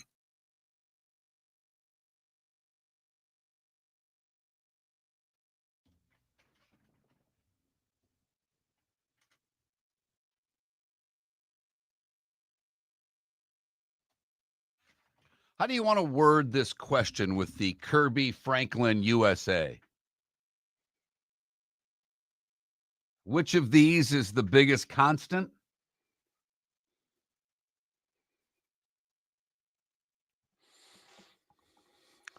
I mean, I've got Kirby losing to Alabama, Franklin losing big games, USA losing to Europe. I just don't know how to word the question. I've got the answers, but what Does everybody Does everybody know who Franklin is? Like, does it say James Franklin or? I don't have enough letters for that. Yeah.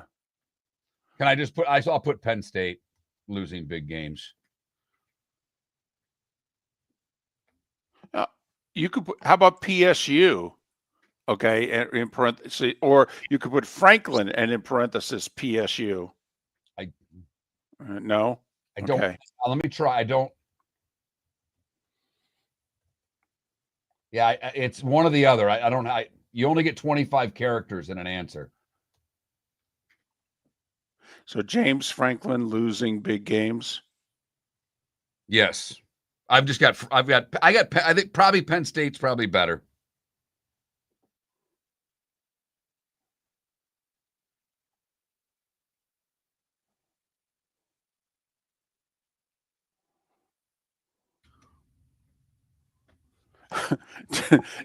Death, taxes, and ...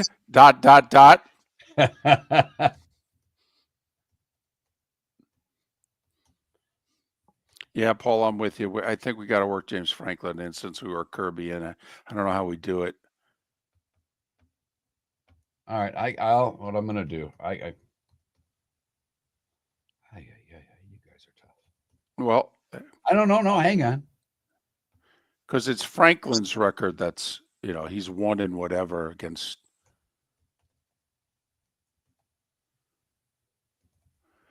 By the way, somebody sent us a tweet over the weekend that wondered if Keegan Bradley was coaching the Gators. That's funny. Yes, he did, Sonny. Well, you knew that was coming in the second half.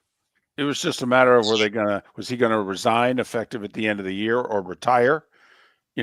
Were they going to give him the same shot that Oklahoma State gave Gundy and he turned it down?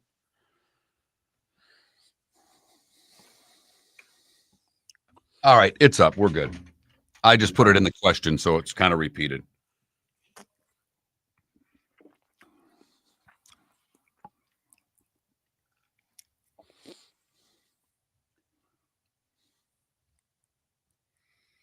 Man, that's a tough one to answer.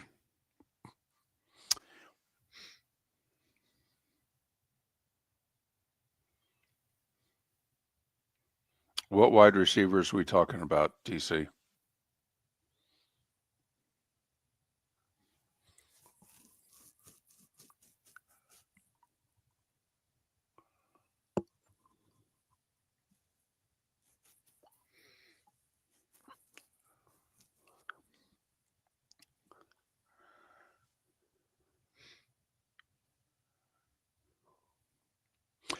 Adam, we've asked that question for the first hour and a half of the show. Why didn't Kirby kick the field goal with 13 minutes to go in the fourth quarter? Was asking it when it happened. By the way, how was the Mariners game? I know you didn't get to see Ohtani. No, I didn't go. Once I found out Ohtani, because the lineups are out 3 hours early, right? And Ohtani wasn't in the lineup. Did you resell it at least? And I resold it. Probably with fees, I lost $50. All right. Well, that's. But no, there was no guarantee. They were talking that Raleigh wouldn't play the whole game, and Ohtani wasn't playing. That's why I bought the tickets, to see them both.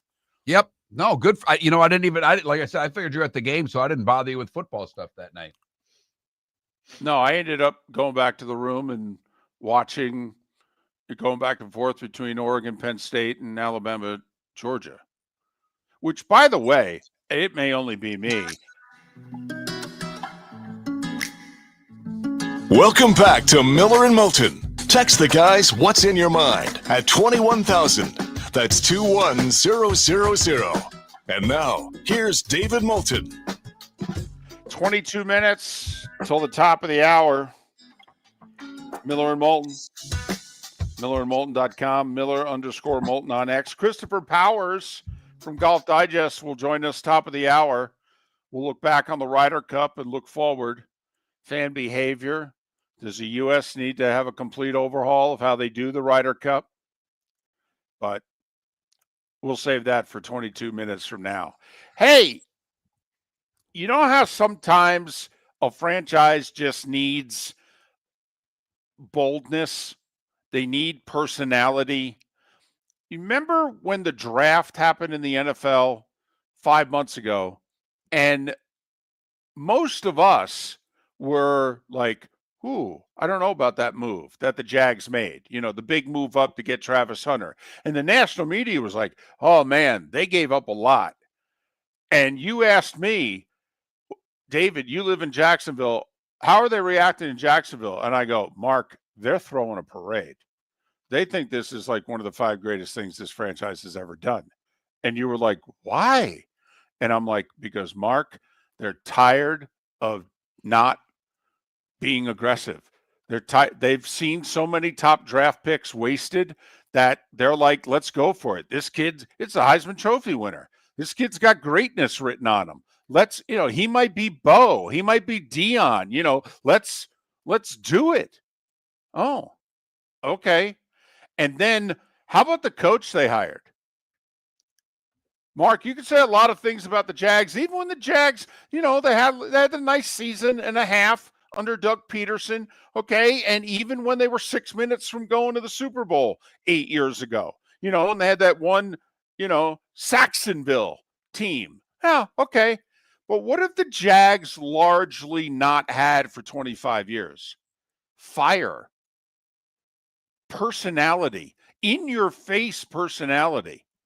Okay? How about post-game, Liam Cohen?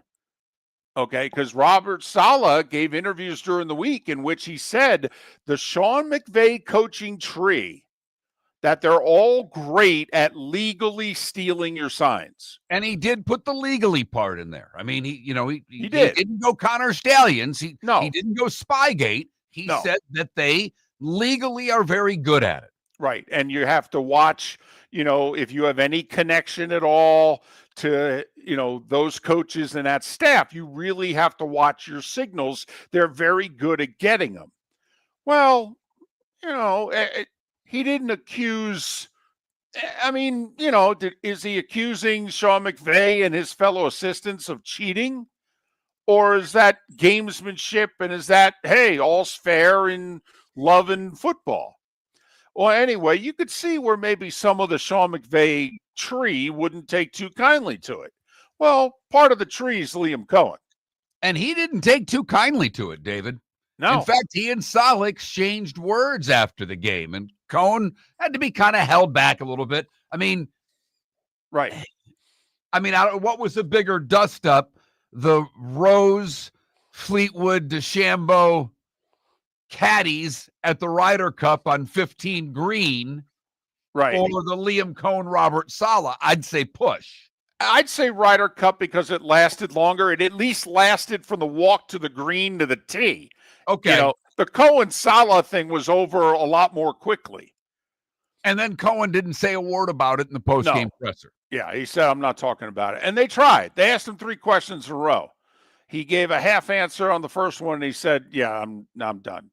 They asked again, I'm done. And Shanahan just said, I don't think he should be that sensitive about it. It is what it is. Right. That's the end of it. Right.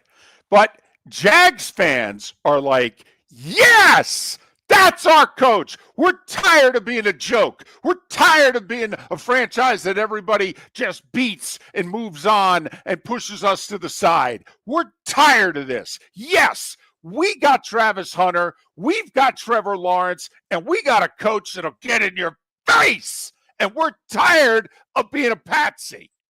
And for 3 weeks, and JP Shadrick's we've talked about it, but JP even talked about after a loss, give the Jags credit. Their media PR people are and give Liam Cohen credit because he's allowing it. We're hearing all these post-game locker room talks. Right. And Liam he's got a gift. Yeah. With the expletives. Yeah. He's good at it. He can string them together. Yeah. You hard consonants in there. In fact, you want to sit down with Liam Cohen and say, hey, I have a question. Which do you think you're better at, play calling or cursing? Because we happen to think you're really good at both. Okay, which would you give the edge to here? So, Only the 8th time, by the way, in Jags history that they're 3-1 to start a season. I was mocked by one David Moulton for picking the Jags on the road this week. I don't know if you were mocked, but you were certainly questioned. Okay, because we had just got done talking about you can't take UCF on the road in the Big 12 until they prove otherwise. And then you go, I'm taking the Jags. And I go, wait a minute. Didn't we just have this conversation with another Florida team? And you said, yeah, I don't know what to tell you. Niners are really beat up, and I think they're ready to win. And you called it. Boy, we called UCF too. Yeah, I mean, I know it's a rebuild, a lot of new players. Quarterback got hurt again, yeah.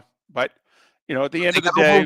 They got overwhelmed early again, physically, David. Yes. That's the part, to me, that Scott Frost has to fix at UCF, because they are getting beat up by all of these Big 12 teams. They don't look as if they're ready for that conference physically yet. No. And it's been a couple of years. You would think they would be closer at this point. So, yeah, it was obvious. But the Jags going on the road and win. Yeah. Yeah. Running the football. Defense playing with physicality. Okay. I'm being, last week, I think last week we did the best Saturday win, best Sunday win, worst Saturday loss, worst Sunday loss. Best Sunday win. Ooh. Best Sunday win. I mean, you could argue the Chiefs' demolition of the Ravens, the Eagles in the battle of unbeatens, going on the road, beating Tampa, a team they've struggled with. I mean, you can. But I think the Jags have their hands raised going, I don't know. We went to San Francisco and beat a 3-0 football team who got their quarterback back for the game, by the way. I mean, I don't know. I think we should be on the list. I'm not opposed to putting up another question with the best Sunday and best Saturday win, because you could literally go Alabama, Oregon, Ole Miss and not miss a beat on Saturday. And Sunday, I think you could go Kansas City, Philadelphia, and Jacksonville. Oh, look at that. Look at that. And for good measure, do you put the New York Football Giants up there, who beat the undefeated Chargers? I don't know. I got to admit, wins. I got to admit, this is where me being an old goober and fan of a certain team, I will say. So first off, I'm watching the game with my best friend in Denver yesterday, which was a great treat because we see each other once or twice a year. Is he a Giants? I know he's a Mets fan. No, believe it or not, he's a Jets or Vikings fan. Okay, that's what I didn't know. I mean, you New Yorkers, you pick your teams for whatever reasons you do. Family, against or for what dad rooted for. I mean, there are a lot of reasons why New Yorkers pick their team. So I did not know. Yeah.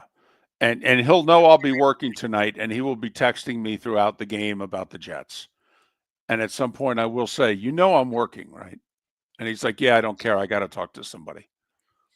But, I remember Phil Simms, first round pick and what have you, and the Giants were winless, and they decided week 5 of his rookie year, or no, week 6, because they were 0-5, they were going to give Phil his first start. And they hosted the 5-0 Tampa Bay Bucks of 1979, who would go on to host the NFC title game that year. And Simms and the Giants won. And it started a 4-game winning streak and what have you. And so as I'm watching the game, I'm like, oh, Simms didn't get his butt kicked like Jackson is today, but who knows?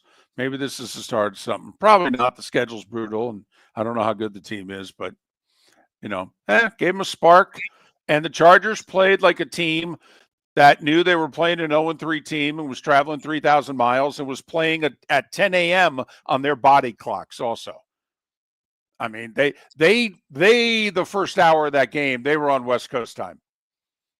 They were not as sharp as the Giants. Then put that on the coach. I mean, that's part of what they're supposed to do. We do have a poll question up, however, and it's a little snarky. I don't know if you've caught this show before.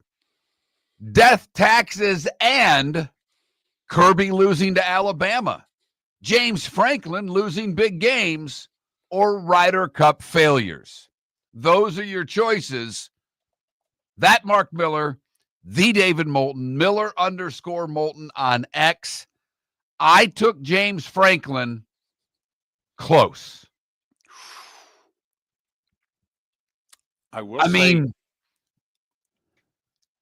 we did win the Ryder Cup 4 years ago. I don't know when, James Franklin's now, 1-7 against top 10 teams or something like that? Well, that's, I think, just against top 5 teams. And then you have his top 10 record. I mean, Top 5. It's not good. No. By the way, have another whiteout, Penn State. It looked great. I will say, you got to give it up for the game day people.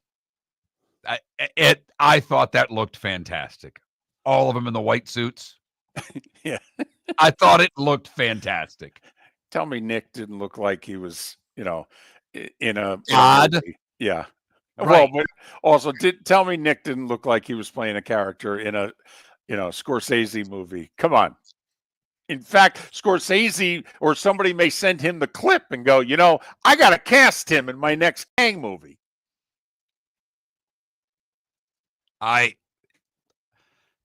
They haven't missed a beat. Some of you don't like McAfee. The McAfee-Nick dynamic to me is fun. I think Herbie should just stick to game day, but that's for another day.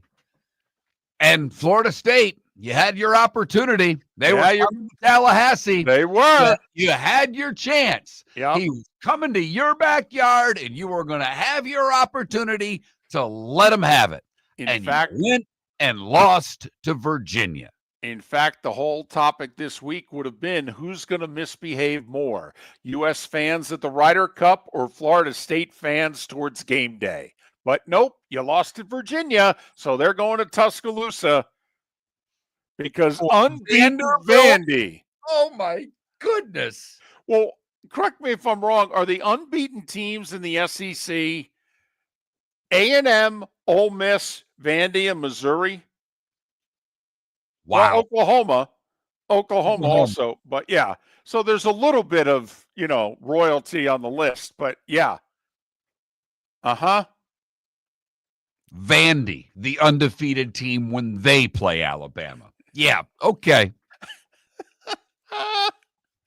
Game day gets to use Vandy as part of the excuse as to why they're going to Tuscaloosa. Well, they are undefeated. And Diego Pavia's in what? His 9th, 11th year of eligibility? I mean, what is he? You know what he is, David? He's fun. He is. He's fun. He's a really good Saturday quarterback. Yep. Nothing wrong with that either. And now you can make a couple million a year being that. So damn right. Who cares if he's a pro prospect? Okay. Takes care of his money by 25. Kid will be in good shape. And at the rate they keep suing for eligibility, he could be there till he's 30. Right. I mean, he might be older than Chris Weinke when he wins the Heisman. I crack myself up sometimes. I'm glad. Well, I don't know if it amuses anybody else. Sometimes you just have to amuse yourself. And besides, I know you called it. I know you predicted it. But it's still got a sting that your team didn't make the postseason. So I said I was with my best friend yesterday. He is a Mets fan. And this is the one who named his kid Shea, right? Shea, right. Shea. So, of course. So, yes, God's honest truth. I'm his godfather. So when the Mets move and destroy Shea Stadium and move to Citi Field, I call my best friend and I go, so we changed his name to Citi? Right. So anyway, I walked in his house and I said, you do know they're losing today. He goes, don't do that. I go, no. And the Reds will lose to make it worse. I go, I'm just telling you that's how it's going to go down. Yeah. And team that mashes. I mean, the Mets mash. That's who they are. It's all or nothing. It's either yesterday it was nothing. It's mashed or potatoes with the Mets. It's one or the other, but it's never the two at the same time, at least not in the last 3.5 months. All right, Christopher Powers, we'll put this whole Ryder Cup thing to bed next. Your roof is your home's first line of defense. At Pelican Roofing of Florida, Ronnie John and their team bring years of experience to protect what matters most, your family and your business. From residential repairs to large-scale commercial roofing, we deliver honest work, fair pricing, and quality you can trust. An upgrade on your roof can lower your insurance costs. Don't wait for a leak to turn into a disaster. Call the experts at Pelican Roofing today. 1-866-9-PELICAN. That's 1-866-9-PELICAN. Online at pelicanroofingcompany.com. CCC 1332512. So I asked him at Floormeisters, hey, what do you want me to tell everyone for September? He says, well, tell them I just bought 100 pallets of Core-Tech. So I've got so much of it, I can keep the prices low. Plus, installation's always available. Delivery's always available. And tell them Floormeisters has colors, 15 of them that no one else has. Floormeisters in Naples, next to Costco, whether it's carpet, tile, or Core-Tech. The best flooring, best service, at the best prices. Floormeisters, floormeisters.com. American Paint Supplies is your one-stop shop for all your coating needs and has been for 30 years. American Paint Supplies is also your #1 Festool dealer in Southwest Florida. If you are a builder, cabinet maker, painter, or power tool enthusiast, Festool craftsmanship can be found at American Paint Supplies. Celebrating 30 years of service, and Festool is celebrating 100 years of excellence. Come to American Paint Supply for a perfect pairing of service and expertise on 6100 Shirley Street, Naples, off of Pine Ridge, or online at AmericanPaintSupplies.net. Mark Miller for Sleep Treatment Direct. They are helping me with sleep apnea, and by helping me, I mean curing me. No more CPAP machine, no more snoring, no more tossing, no more waking up exhausted. Their expert team got me the right treatment, fast and hassle-free. If you want to feel energized and get rid of your snoring, call Sleep Treatment Direct today. 444-1741. That's 239-444-1741. Sleep Treatment Direct. Sleep safe. And for over 50 years, the Nolan family has been dedicated to protecting local families. Nolan Family Insurance is a second-generation independent agency that specializes in home, flood, auto, and boat insurance. They take the time needed to explain your coverage options and answer your questions so you can make an informed decision that's right for you. If you're looking for an agency that treats you like family, call 941-639-1122 or go to NolanAgency.com. That's 941-639-1122. or NolanAgency.com. Football season is back, and celebrate your game day with Jimmy the Beef Guy. We're talking tender, juicy Chicago beef sandwiches. Whether your party's for 10, 100, or 200, bring game day to your house with Jimmy the Beef Guy. The catering packages come with the beef, the gravy, the peppers, the bread, everything you need. 2 convenient locations, Fort Myers and Bonita Springs. Skip the ordinary and bring the beef. Jimmy the Beef Guy, Chicago flavor, Southwest Florida style. Call today or visit jimmythebeefguy.com. Tell him Miller and Moulton sent you. This is Miller and Moulton.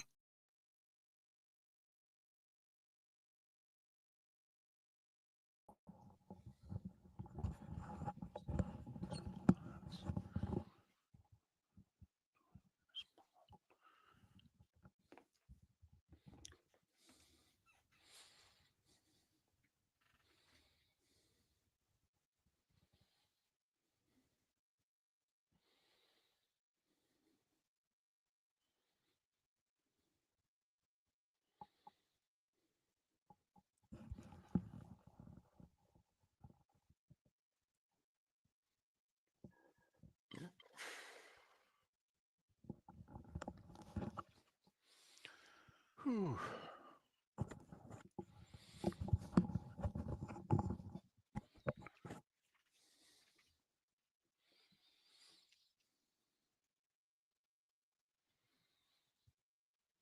No, God, would somebody please, I'm done.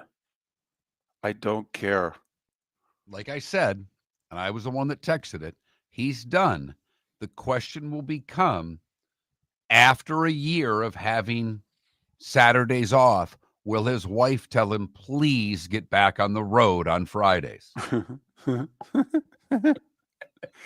Right. I'm done. The question will be a year from now, is my wife done with me? Right. I mean, And I need to go. 1 year off, she may Right. say, you You might gotta want get to outta call here. Charles Davis back. Yeah, I I don't like you enough for you to be home this much. Right.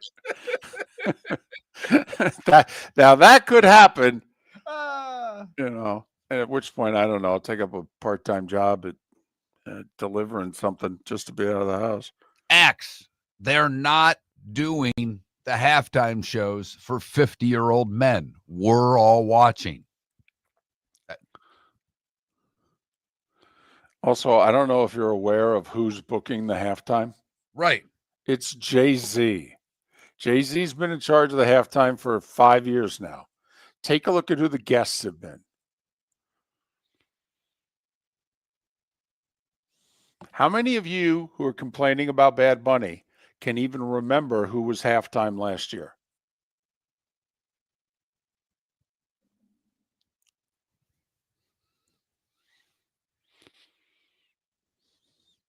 Well, Johnny Mac, I can't imagine me at Home Depot either because I don't know anything about doing anything around the house.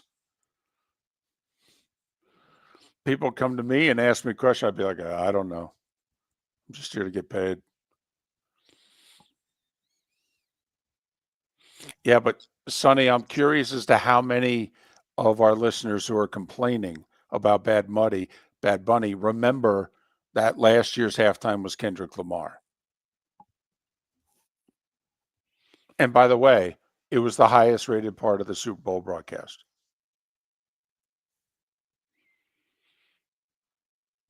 And it's not for us. The one demo that the NFL struggles with is 18 to 24. And that's who they're trying to get. Yeah, no, Michael, I agree that this could be a problem.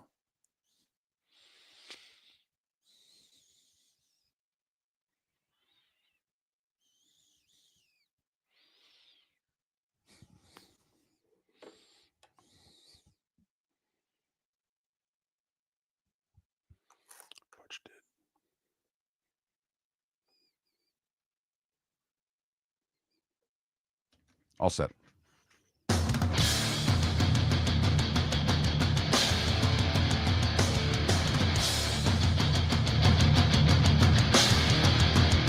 You're listening to Miller and Moulton, coming at you from the Floor Meister Studios. Floor Meisters, keeping it real. And now, here's Mark Miller and David Moulton. We are halfway home on this Overreaction Monday. Miller and Moulton, millerandmoulton.com, Miller_Moulton on X. And Overreaction Monday doesn't just apply to football, doesn't just apply to the baseball season, regular season that has come and gone. It also applies to the Ryder Cup. Europe retains the cup, 15-13 the final, a blowout till yesterday. Christopher Powers, Golf Digest, The Loop podcast, is kind enough to join us. Follow Christopher on X, CPowers14, the letter C, Powers14. Christopher, it's David and Mark. Good morning. Thanks for making time for us. How are you? I'm great. Thank you guys for having me. Unbelievable Sunday. Plenty to talk about. Well, it was an unbelievable Sunday. Unfortunately, it was Friday and Saturday that put USA in such a hole. I've said for years, I don't think being a captain of the Ryder Cup's that hard. Apparently, it's a lot harder than I thought because statistically, there was no worse pairing to put together than Harris English and Colin Morikawa. And after they get drilled on Friday, he runs them back out on Saturday. I want to start there. How surprised were you when you saw them go out for the foursomes again on Saturday? Yeah, absolutely shocked. And like you said, I'm with you. I never thought this captaincy was all that difficult. I think people make way too much of it. But like you said, evidently it is, or it's just, Keegan just making it much harder than it needs to be by sending those guys back out. Obviously, the stat was out there. The great site Data Golf had Harris English and Colin Morikawa. Out of the 132 possible pairings at this Ryder Cup, they were ranked 132nd, and he sent them out again. And I guess some people's theory was, well, they're the sacrificial lamb for playing against Tommy Fleetwood and Rory McIlroy. But after the first day, I think we all saw all we needed to see of them, and you had to try something else. So to trot them back out, it was really a brutal decision. And honestly, Saturday afternoon, who cares, right? It doesn't really matter. They're getting boat race. And then all of a sudden they start making this comeback Sunday, and I saw a couple people tweet like, man, that decision looks even worse than it did yesterday because we basically handed them 2 points, and wouldn't you know it, they lost by 2 points. Christopher, it was a fascinating dichotomy over the 3 days. When it was teamwork, Europe destroyed the U.S. When it was 11 individuals playing, the U.S. was taking it to Europe. Does that kind of sum it up right there? They're a team in a sport that we think of as individuals, and we're individuals. 100%. Another thing that everyone was kind of talking up before the Ryder Cup, and I kind of rolled my eyes at, is exactly what you just said. They're a team, and America's a bunch of kind of lone wolves. And once again, proven correct this weekend. As you can see, they absolutely dominated the first 4 sessions, all the 2-man team sessions. And then once the USA guys got to just play their own ball, they were back in their kind of natural habitat, so to speak, and they dominated the Sunday singles portion. So I don't know what the answer is. We've done this before, this U.S. team. We got to rehaul it. We got to get a task force. That hasn't worked. So I'm really not sure what the answer is. If it was, 28 singles matches, I would like USA's chances, but I don't see how it's changing anytime soon, and it's definitely not changing before Ireland in 2027. Well, and, outside of Bryson and JT, we don't have much emotion. And it seemed, as obnoxious and horrible as the crowds were towards the Europeans, they thrived on the emotion and we crumbled in it. Yep. Yeah, 100%. I mean, Scottie Scheffler is kind of the shining example of this, which is tough. He should be the team leader. He is the best player on the planet. He is the best player on that team. It would have been nice to see him. I'm not a lot to celebrate for him over the first 4 matches, but I don't know, maybe if he got a little more fiery and emotional, maybe he kind of fights back against some of those European players. You mentioned JT and Bryson. They did show plenty of emotion, but a guy like Russell Henley, Xander Schauffele, Patrick Cantlay, all kind of stone-faced, unemotional, go about their business guys, all with great success on the PGA Tour, kind of doing it that way. So it's hard to ask these guys when they go about their whole year kind of very stoically, don't get so emotional, don't let the bad shots affect you, to say, hey, on this 3-day period in the fall, can you just be a completely different human and act all crazy so we can kind of fight back against these emotional European players? Very hard to ask those guys to do that. So I don't know if the answer is just go get a bunch of fiery guys. Not sure how many fiery guys there are on the American side, because as we said, this seems to be a kind of cultural thing here. All right. There's 2 things from Keegan's point of view that I don't understand. I never understood why he didn't pair Scheffler with his best friend, Sam Burns. And the audience is tired of me saying that. But I really thought, especially an alternate shot, I'm like, well, just pair him with his buddy. They vacation together. And the other thing was, why not play JJ Spaun an alternate shot? If I can get him putting 9 times, it doesn't matter the distance. Nobody was better putting from distance this year than JJ Spaun. It didn't matter if his opponent left him 25 feet. JJ can roll it, and that greens were rolling. I didn't understand why Scheffler and Burns never played together, and I didn't understand why Spaun never played in the morning. Yeah, I'm no disagreements here. I was really shocked. I thought I know Sam Burns certainly turned it on at the end of the year and started playing better. But there was a lot of other guys that were candidates to grab one of those last spots. And I thought one of the main reasons Sam Burns got one of those last spots was to be paired with Scottie Scheffler, and they didn't play together once. That was absolutely shocking. I didn't understand that at all either. As for Spaun, totally agree with you there too. He looked great yesterday. He showed a lot of emotion, as we just spoke about. He showed a ton of emotion when he won that U.S. Open too. He might have been a little bit of a firecracker for them, kind of like Cam Young, not the most emotional guy, Cam Young, but he was a great rookie. And I don't know, it's something with the U.S. side. They're kind of just afraid to play these rookies, it feels like, when actually those are the guys playing the best. And I heard from a couple people, some of the players, some of the reporters saying that the team was saying that J.J. Spawn was hitting it better than anybody all week. And Keegan certainly didn't play him like he was the best player or hitting it the best. So I think you're spot on with those two gripes. Yeah, and also to me, Cam Young, the New Yorker, the guy that had the course record there, why he wasn't playing Friday morning was beyond me. You know, we questioned whether Morikawa should have even been on the team. I mean, before they made captain's picks, Morikawa had a horrible 2025. His 2024 is what made him a Ryder Cupper. And, you know, Europe has always said, we're going to play our horses. We don't care if some guys play 5 matches, and we don't care if some guys sit until Sunday. We've never really operated that way, have we? Correct. It does seem, I mean, like we talked about with English and Morikawa before, Keegan said they said they felt bad about losing and wanted to play again. So he played. That's not a reason to send 2 guys back out. You got to be, a little tough in that situation and say, listen, guys, you were the worst combination. You didn't play well. Can't send you back out there. Can't kind of just give in to, a 2-time major champion like Collin Morikawa. And yet again, I agree with you. I did not understand his selection on this team. He did have a normal year with his irons. Maybe that was a big part of it. Hey, if we can just get him an alternate shot, he can hit his irons like he does. We pair him with a good putter like Harris English.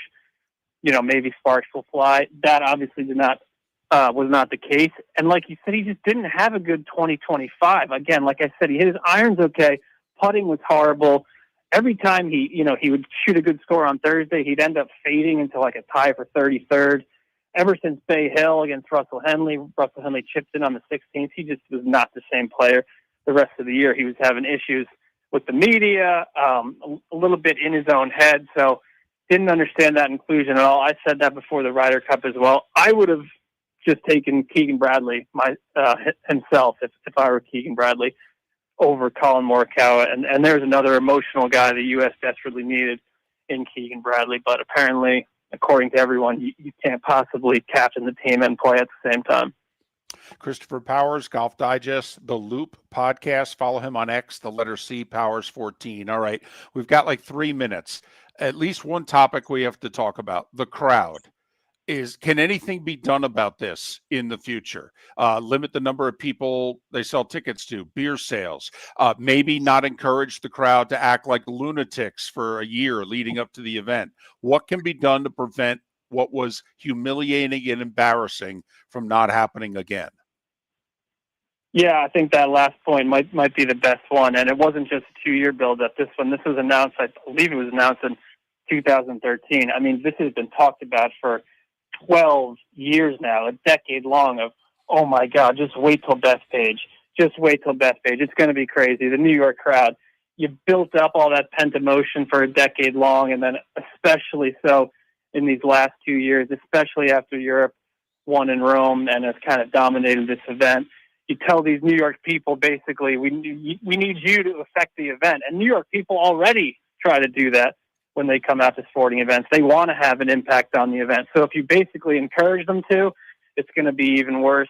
Beer sales, like you said, I don't know what, the waste management. I saw a lot of people comparing this to the waste management, how that sort of reached an out-of-hand degree, I think about 2 years ago. And they kind of cracked down right away and said, next year we're going to have more security.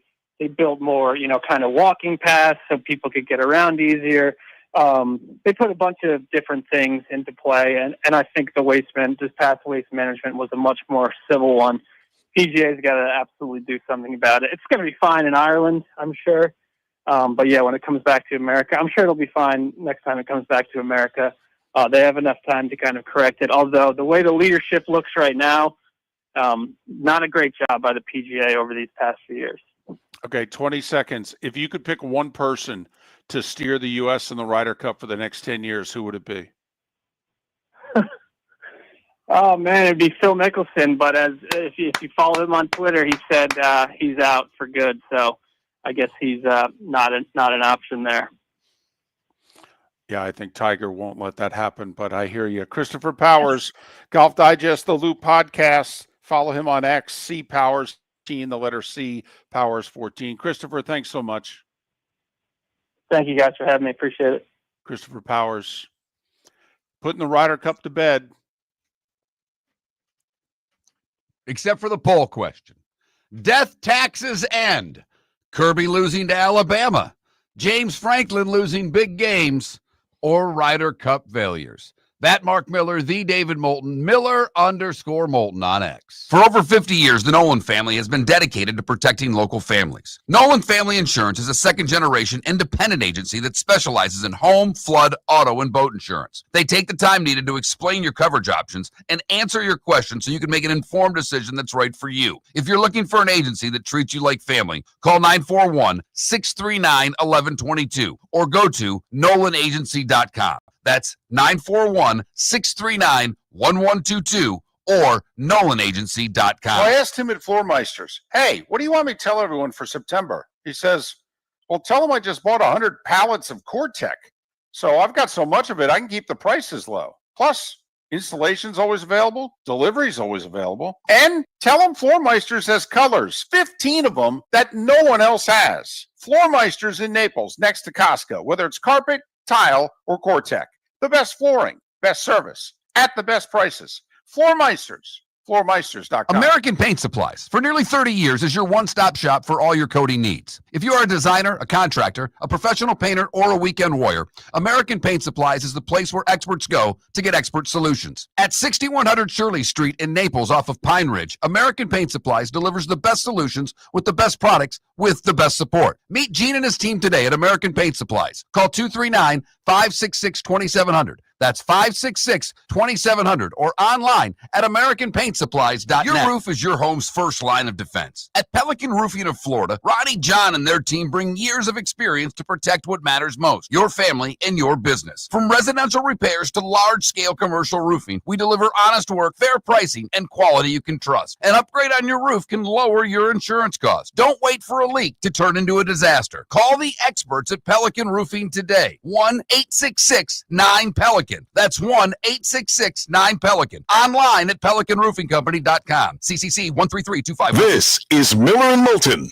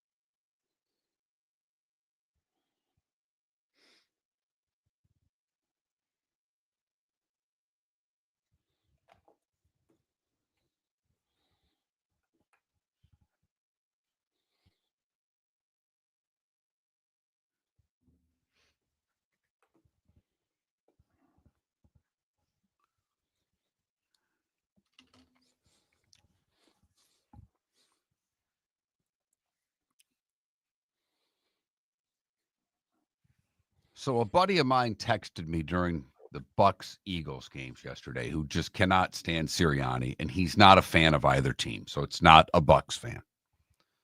And it is, Sirianni does seem to talk a little trash to players on the other team.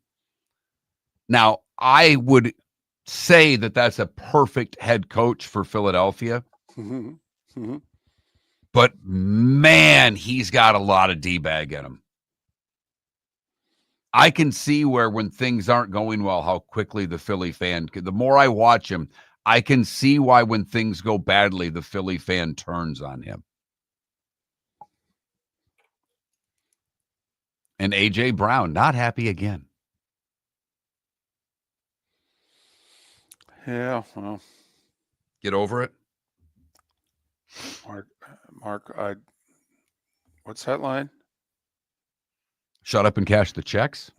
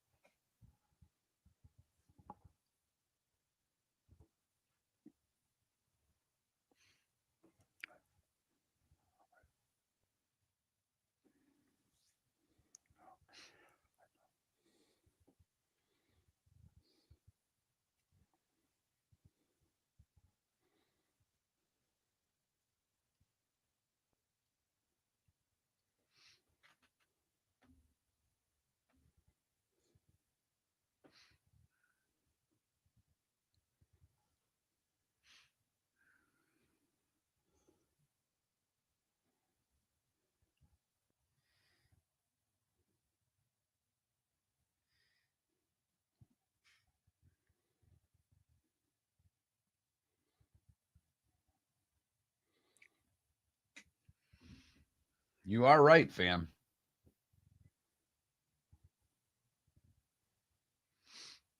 How excited are you for a home game next week, David? I'd be more excited if I wasn't going coast to coast. Where are you Saturday? I don't. Right. Yeah, You back out west? Yeah, we're at the Rose Bowl.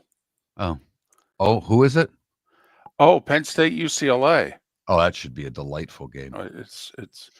I'm very curious as to how many people are in the stands. Are you leaving Saturday? Are you getting a red eye? I have a red eye. Good for you. I mean, hey, I think I get back like 9 a.m. Sunday. I mean, I'll be a zombie, but I'll be back. Right.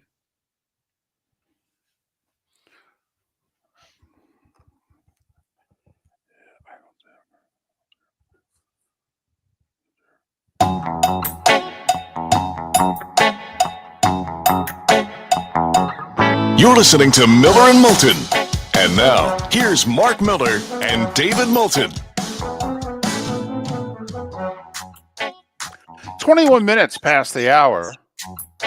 Miller and Moulton, millerandmoulton.com, Miller_Moulton on X.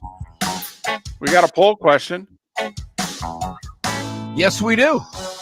You know, death, taxes, and what else that you can just take to the bank. I mean, this is just how life works.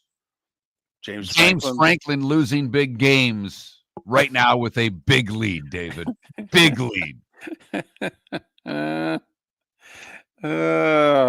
hope for his sake that Penn State has the Ohio State season from last year. Because, you know, Ryan Day lost at Oregon and then lost to Michigan. And, you know, that's it. It was over. We're running him out of town. And a month later, we'll win the Natty, and he's got an extension. And now he's, you know, one of the preeminent coaches of college football. So I hope for James Franklin and Penn State's case that, you know, because they could lose later on at Columbus, Mark. I mean, they could be like Ohio State. They could be that 10-2 Big Ten number 4 team entering the playoffs.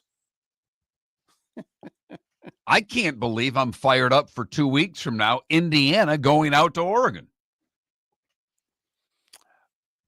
I think we're going to be there. And I don't know if you thought that was going to be a good one when it was on the schedule, but now it's a monster game. I didn't think that game had a chance of being on the schedule. Okay. The whole time I had made my travel plans, we were doing Michigan at USC was what I thought. I mean, think about it. Does that not say college football in 2025? Okay. That, oh no, you got to do the Indiana at Oregon game. It's 2 top 10 teams. They're both undefeated. Wait a minute. Michigan's playing USC. Nah, got to do the Indiana Oregon game. So can we talk about rushing the field for a second. Okay. Now, I had no problem with Virginia rushing the field, and I echo Portnoy's statement. When you throw the double bird up in the quarterback's face, he should be allowed to fight you there. Barkley said it long before Portnoy did. When you go into their world, there are certain things you should and shouldn't do. But I want to get past that. What I want to talk about are the Illinois fans. Are you serious? Are you serious right now? You just lost by 189 points to Indiana. 56. I hear you. And then you play a really good game against USC. You did. Congratulations. But you can't rush the field the week after getting your ass handed to you by Indiana. You can't do it. Do you think it's you have to act like Ole Miss? Ole Miss beat LSU. It was a really big game. And the Ole Miss fans didn't rush the field, acted like they've been there, done that, when in fact they really haven't. Wake Forest was ready to rush the field. They were crawling down. You could see them towards the end of the game. But a blown call prevented that from happening. The Virginia fans rushed the field after beating Florida State. Have we found the Florida State wide receiver, by the way? Don't laugh. Okay, no, he's fine. He's fine. Okay, good. I was worried. Because there were a lot of people that were worried, and actually read an article at some point Saturday that said he's fine. Nothing happened. Okay. But there was the fan in that game. That's where Portnoy went nuts on Big Noon Kickoff about the Virginia fan that's pulling the Eli double bird right in Castellanos or quarterback. Yeah. Right in his face. And that's just, Barkley said it first. Portnoy said it on Saturday. That should be grounds to get punched in the nose. And I know they can't hit him. I get it. But they should be able to. They should. Listen, this is not a Barstool commentary at all. Is this Portnoy thing working? No idea. I haven't watched a second of Big Noon Kickoff. Not a second. I'm just curious. I had things going on Saturday, first and foremost. But by the time I came home on Saturday, and it was around 11:30, I put on Game Day. No, hey, you're not alone. Got a thing going for 30 years. It's been pretty good. I'm just curious if this Portnoy thing is working.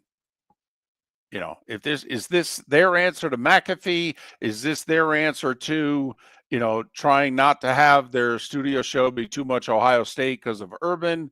I just don't know.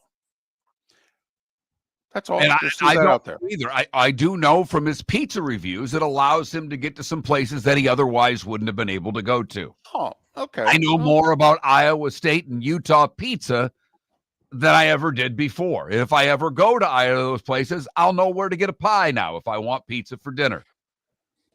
But early returns on the show on FS1 haven't been good, but it just started. We'll see. Too early to really make judgment on the ratings of their Barstool morning show on FS1. But Big Noon Kickoff, David, not only do I not know if it's working, I would venture to say that it isn't, because you and I are on X a lot on Saturday mornings. You just mentioned you got 3 hours to kill before the game. You get there and you got a little time to kill before you go to work. So you're either watching the noon game or doing a little research for your game, and part of that's being online. I don't see any buzz online about Big Noon Kickoff. No, I don't either. A lot of buzz, not just this week, but last week for Game Day. I mean, the all whites with the whiteout, people were taught. It's why I ended up putting Game Day on. I didn't even have a television on. I mean, I'm watching the golf. That's all I was interested in Saturday morning. I just want to throw this out there. And obviously, it's very early. We don't know what's going to happen. Let's just say Penn State loses to Ohio State. And let's just say they win every other game on their schedule. I know they're 10-2, and they were preseason top 3. But Mark, if we do the blind resume test, Nevada, FIU, Villanova, UCLA, Northwestern, Iowa, they do host Indiana. There you go. That's the game they can hang their hat on if they beat them. I was actually thinking the other way, David. If they lose to Ohio State, then the game against Indiana is going to determine whether or not Penn State's a playoff team. Yes, and in fact, I'm wondering if the IU in Penn State game could be a play-in game when they play it in early November, that the winner's going to make the playoff and the loser's not. Do you know who had a bad weekend despite winning in a blowout? Notre Dame. Because Notre Dame is probably going to run the table. Okay, now it's good that the two teams they lost to right now are currently ranked 3 and 6. I mean, but the teams on their schedule remaining, Purdue, Arkansas, Boise, NC State, who lost this weekend, USC. USC's got Michigan. They got Notre Dame really needs USC to deliver. 10-2 Notre Dame with their 2 losses, or 10-2 Indiana losing at Oregon and at Penn State. I think Notre Dame gets in every time. Every time. Okay. I'm just pointing at Notre Dame's schedule just fell apart on them, though, this weekend. They did. Like every Power Four, Syracuse on the schedule. They got blown out at home. Their quarterback's hurt. Pitt lost to Louisville. Okay. I mean, they've got 17-0 they were up in that game. Yes, and then they were up by 10 later. Right. I just nothing. They got caught. Pitt blew it. I know. 10-2 Notre Dame on paper, you go, oh, they got to be in. 10-2 Penn State on paper. Oh, they got to be in. I don't know. You check the schedule. The blind resume test may not be so good for either one. Shoeless Joe's Sports Cafe, your home for all the football and baseball that September provides, plus a nightly food special.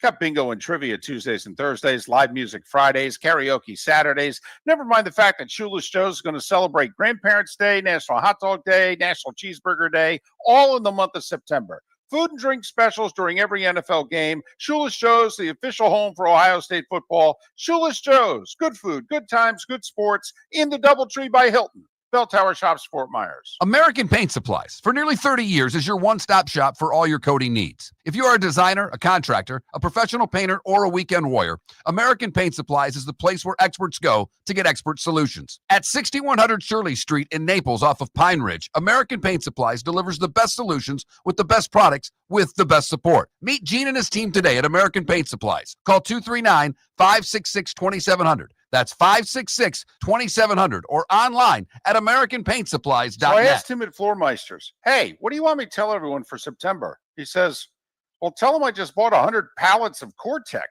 So I've got so much of it, I can keep the prices low. Plus, installation's always available. Delivery's always available. And tell them Floormeisters has colors, 15 of them that no one else has. Floormeisters in Naples, next to Costco, whether it's carpet, tile, or Core-Tech. The best flooring. Best service at the best prices.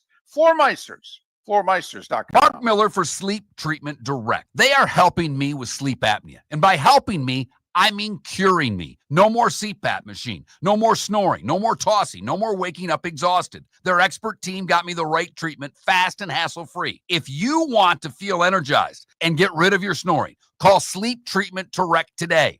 444-1741. That's 239-444-1741. Sleep Treatment Direct. Sleep safe and sound. This is Miller and Moulton.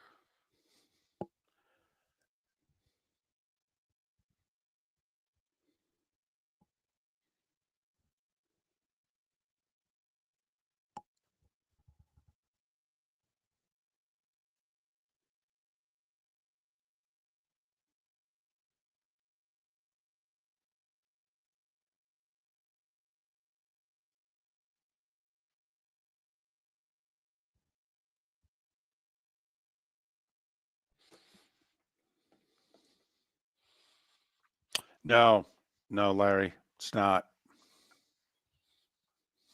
Nope.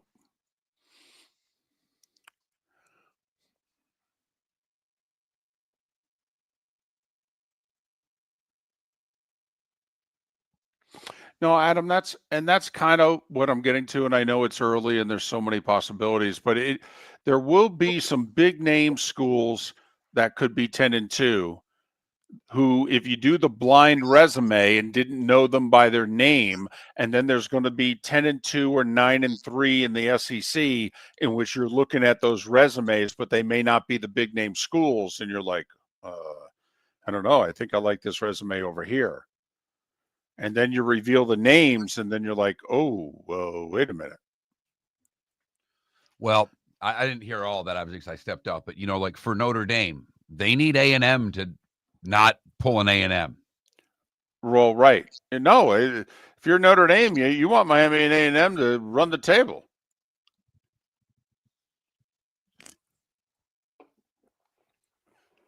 Is that light behind me bothersome? No. But A&M does not have they really don't have a difficult schedule. They go to LSU, they go to Texas. Other than that, Florida, that's at home. That's a game they should win. South Carolina at home. A&M should, at worst, should be able to put a 10-2 up there.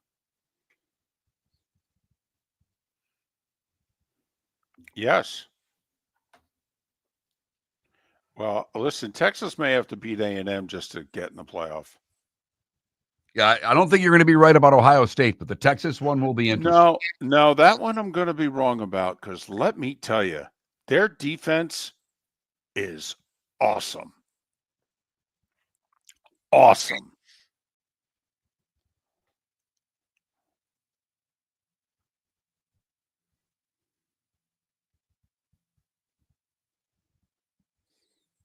This is a bad college football weekend. Bad.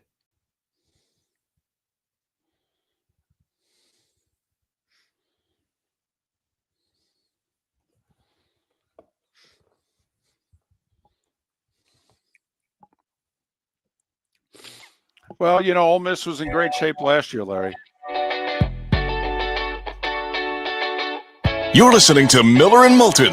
And now, here's Mark Miller and David Moulton. 22 minutes till the bonus hour on this Overreaction Monday. Miller and Moulton, millerandmoulton.com, Miller_Moulton on X. We talked a little Ryder Cup, not just on the course, but off the course. Do you think, by the way, going forward, that like the PGA Tour crowds are going to shower Rory with affection to like make up for the Ryder Cup crowd? I do, to a certain degree. I do. I will say, do you know what the Ryder Cup crowd missed? Rory on Thursday did a presser. It was raining, and it was the day before the event and what have you. And Rory was asked about America. Did you see his answer? Yes, greatest country in the world, all the opportunity. Couldn't say enough wonderful things about the United States of America. Talked about the impact it's had on him in his life and what have you, and how much he loves spending, the majority of the year in America. Right. There's that. Those quotes never got to Bethpage. No, they didn't, David. They didn't. No. So, best win of the weekend on Sunday. I shouldn't say weekend. Best win on Sunday. We going Jags? Going to Frisco? Huh? How about them fighting Cohens? All right. We talk about the Chiefs, letting everybody know, guys, shut the blank up. We're the Chiefs. Okay? Enough already. Boy, they have a Patriot-like feel about them from a few years ago. Just when they get written off, they just go whack Baltimore. And obviously now Baltimore, depending on the hamstring of one Lamar Jackson, and the big guy being gone in the middle, which makes them a little more susceptible to the run for the next few weeks, This is, and I don't know when the big guy's coming back. If you listen to Harbaugh's comments, when he goes, I'm very concerned. Yeah. Yeah, I am. Well, what is it? A neck injury? I mean, I Neck think injury, right. exactly. I mean, there's a part of me that thinks don't be surprised in a couple of weeks if they announce he's out for the year. That this isn't a week-to-week thing. This is can he play at all with this injury? Or are we going to just have to take care of it and see him next year? So, and how about, hey, sometimes we don't give the winners enough credit. How about the Eagles, man? Tampa's been a problem for them. Going to Tampa, they've gotten beat. And they came to Tampa this time, faced a 3-0 Bucs team. Yeah, they got them. No Evans. Okay. Yeah, offensive line. Philly's like, it's the NFL, man. We all got problems. And they came down here and took care of business. They won. They're 4-0. Buffalo and Philly, the only two unbeatens. Saints, Titans, and the loser tonight's Jets-Dolphins game will be the only winless teams when September is done. How about that? 1 month into the season, only got two unbeatens left. And nobody saw it coming for the Chargers losing, who go to New York and Dart, and the Giants beat the Chargers. Did that get a few people in the not as many as there? I was hoping for. There were some obvious ones that people had left, teams that they had still out there. A lot of people had Buffalo. A lot of people had Detroit. So, but it did knock a few people out of the survivor pools. And when Buffalo was in a one-score game with New Orleans late third, there was a lot of people, I think, pulling for the Saints in that game. By the way, are the Bills a college team? The college team that 3-4 times a year they need their A game. Yeah, Georgia Tech. Sorry. For a big opponent. And then the other weeks they kind of give you their B minus, C plus performance, and we're talking about style points. Because man, the Bills seem to play depending on who the opponent is. They play down to the Dolphins, they play down to the Saints. Here's the thing, though, I will say, is that Cook is a problem for teams. Yeah, he's a problem for teams. That is an excellent back right there. Uh-huh. Yeah, good thing they paid him. Good thing they had to look in a room and look at one another and go, guys, he is the second best player on the team. Okay, what are we doing here? And good for him for getting paid and going out and proving that he's worth every red cent they gave him. He's a problem, David. That's a really good running back right there. Can we award them the 1 seed? I mean, the problem is, I awarded the Tigers the American League Central. I'm not allowing you to make these claims this early anymore. Now, I have no issue with you putting an X next to them for clinching the AFC East. Okay. But you think it's a little too early for home field? I think it's a little too early. Okay. I will say, New England flat out blew the game against Pittsburgh. I mean, they blew that game 2 weeks ago. Turned it over 5 times. They were they outplayed Pittsburgh that entire game. And I don't know, like you said, Carolina week to week, we have no idea what we're getting. But I'm beginning to think that New England selected the right quarterback. So that's all. You're buying Drake May? I am. Fair enough. I am. Fair enough. How about this? Their 2 wins are against the Dolphins and the Panthers. Can we wait? I mean, I kind of feel like they just picked up 2 wins against the group of 5. Can we wait till they play a Power 4 team? No, that's a very valid point. Very valid point. But I like the way that they played against Pittsburgh as well. Obviously the turnovers, but I mean, that offense seems to have some rhythm to it. They can move the ball. They don't even have great receivers. So I think they'll continue to improve. That's all. I don't look at them as a playoff team, but can they win 7-8 games? I think they can, David. I think they're the second best team in the division. I don't know what that really says. Are the Steelers Texas A&M? If you know what I mean? Because we don't talk about Texas A&M being at the top of the SEC. Texas A&M's undefeated. They're like 6th in the country. And they did go to Notre Dame and win. And the Steelers are going to have a 2-game lead on the Ravens. They have a 2-game lead on the Ravens. And Lamar Jackson's hurt. And the Steelers have always played Baltimore tough, at least once. I'm just wondering, are the Steelers in the process of stealing this division, if you know what I mean? Because, come on, nobody talked about the Steelers winning that division. No. The debate was, they finally going to have a losing season under Tomlin? Okay, does Aaron Rodgers get them into the playoffs? Can 3 teams make it from that division? Because most people had them behind Cincinnati. I mean, think about it. Joe Burrow's out for most of the year, and now Lamar's hurt.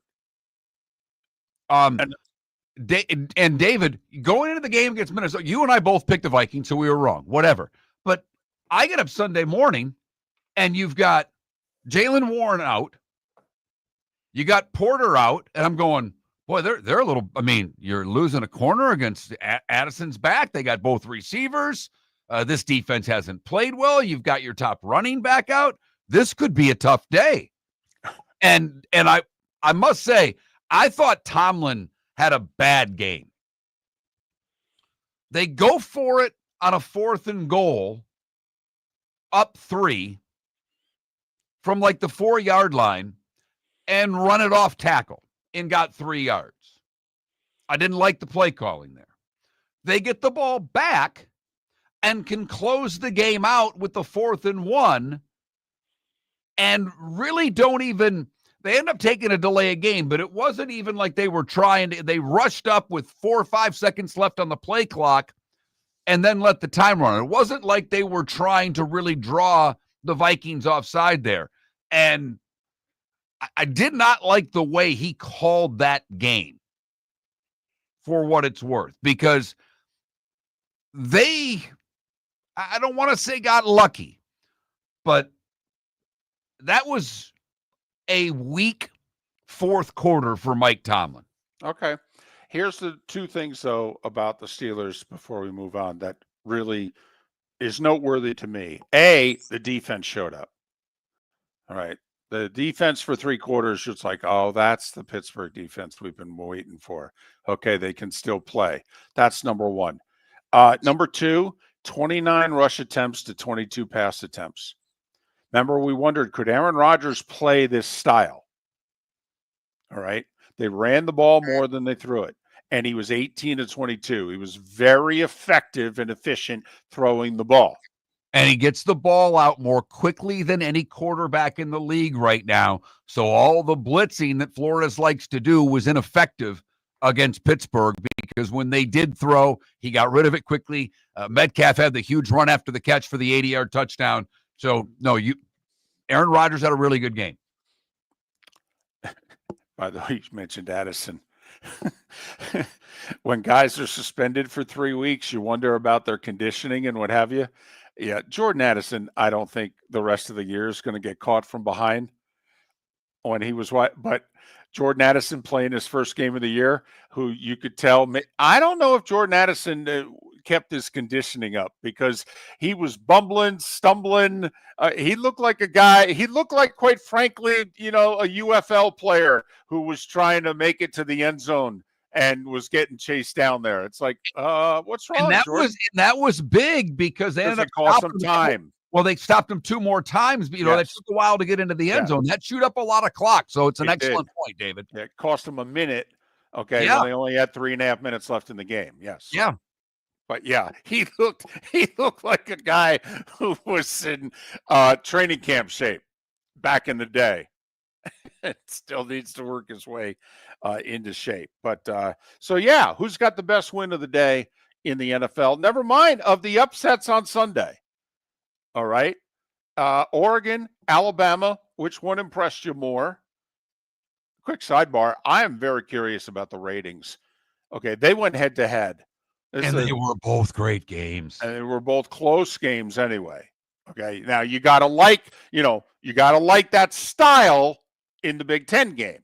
3-3 into the second half and what have you, 10-3 going to the fourth, whereas there was early scoring in the Bama-Georgia game before it slowed down in the second half.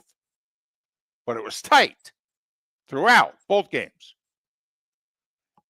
Aren't you curious? I mean, this is the best the Big Ten on NBC, and they had the Ryder Cup as the lead-in, okay? And then obviously the ABC, hey, Alabama between the hedges against Georgia. Haven't played here in 10 years. I'll be very curious the head-to-head ratings there. One of the best games the Big Ten has to offer against one of the best games the SEC has to offer. Not the ratings gold teams of the Big Ten. No. That's for certain. No, not Ohio State, not Michigan, no doubt.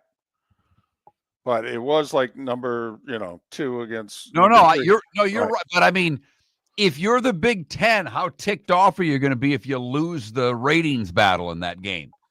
I actually think they're prepared to lose it. I think the question is, how close is it? And I think it's significant. I actually think this is very significant going forward.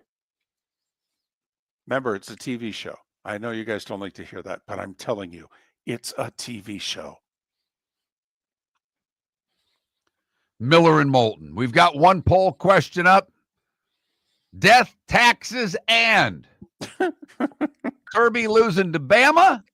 James Franklin losing a big game. Or USA losing to Europe in the Ryder Cup.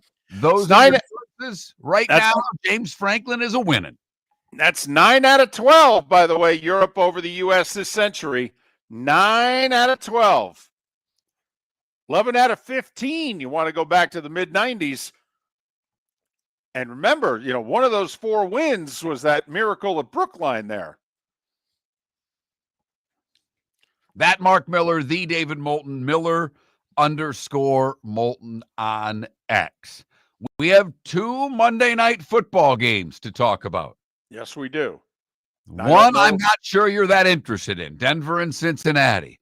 The other has the Dolphins and their regime on the line. Adam, I will give you credit. Adam says we should have put a 4th option up there, the Mets collapsing. Okay, you know what, Adam? You make a dadgum good point. Okay. I will say the Mets fan of this show, however, had been predicting this at least since the beginning of September, if not since mid-August. Mark kept saying the Reds are done. I'm like, Mark, I'm telling you, look at the schedules, the head-to-head. I'm telling you. And I knew once the Mets 2 weekends ago lost 2 out of 3 at home to the Nats, I'm like, oh, it's over. And who did they finish the season with? And how's that worked out for the Mets? And I said that all month, too. It's going to come down to 3 games in Miami. And when the Mets and the Marlins play, and the Mets have something to play for, and the Marlins don't, you know who wins? The Marlins. Doesn't matter what generation either. The bonus hour's next. Football season is back, and celebrate your game day with Jimmy the Beef Guy. We're talking tender, juicy Chicago beef sandwiches. Whether your party's for 10, 100, or 200, bring game day to your house with Jimmy the Beef Guy. The catering packages come with the beef, the gravy, the peppers, the bread, everything you need. 2 convenient locations, Fort Myers and Bonita Springs. Skip the ordinary and bring the beef. Jimmy the Beef Guy, Chicago flavor, Southwest Florida style. Call today or visit jimmythebeefguy.com. Tell him Miller and Moulton sent Mark Miller for Sleep Treatment Direct. They are helping me with sleep apnea. And by helping me, I mean curing me. No more CPAP machine, no more snoring, no more tossing, no more waking up exhausted. Their expert team got me the right treatment, fast and hassle-free. If you want to feel energized and get rid of your snoring, call Sleep Treatment Direct today. 444-1741. That's 239-444-1741. Sleep Treatment Direct. Sleep safe and sound. Got a cracked window or foggy glass? Don't wait for the next storm to make it worse. Your local Glass Doctor Home and Business is just down the road and ready to help. From leaky frames to shattered panes, we've got the tools and the know-how to get your home or business storm ready. With flexible scheduling and our done right promise, you'll be in good hands. So before or after the weather hits, call your neighbors at Glass Doctor. Glass Doctor, Glass Doctor. Call the Glass Doctor, we fix your pains. Oh yeah. American Paint Supplies, for nearly 30 years, is your one-stop shop for all your coating needs. If you are a designer, a contractor, a professional painter, or a weekend warrior, American Paint Supplies is the place where experts go to get expert solutions. At 6100 Shirley Street in Naples off of Pine Ridge, American Paint Supplies delivers the best solutions with the best products with the best support. Meet Gene and his team today at American Paint Supplies. Call 239-566-2700. That's 566-2700 or online at AmericanPaintSupplies.net. So I asked him at Floor Meisters, hey, what do you want me to tell everyone for September? He says, well, tell them I just bought 100 pallets of Core-Tech. So I've got so much of it, I can keep the prices low. Plus, installation's always available. Delivery's always available. And tell them Floor Meisters has colors, 15 of them that no one else has. Floor Meisters in Naples, next to Costco, whether it's carpet, tile, or Core-Tech. The best flooring, best service, at the best prices. Floor Meisters. FloorMeisters.com. Your roof is your home's first line of defense. At Pelican Roofing of Florida, Ronnie, John, and their team bring years of experience to protect what matters most, your family and your business. From residential repairs to large-scale commercial roofing, we deliver honest work, fair pricing, and quality you can trust. An upgrade on your roof can lower your insurance costs. Don't wait for a leak to turn into a disaster. Call the experts at Pelican Roofing today. 1-866-9-PELICAN. That's 1-866-9-PELICAN. Online at PelicanRoofingCompany.com. CCC 1332512. This is Miller and Moulton.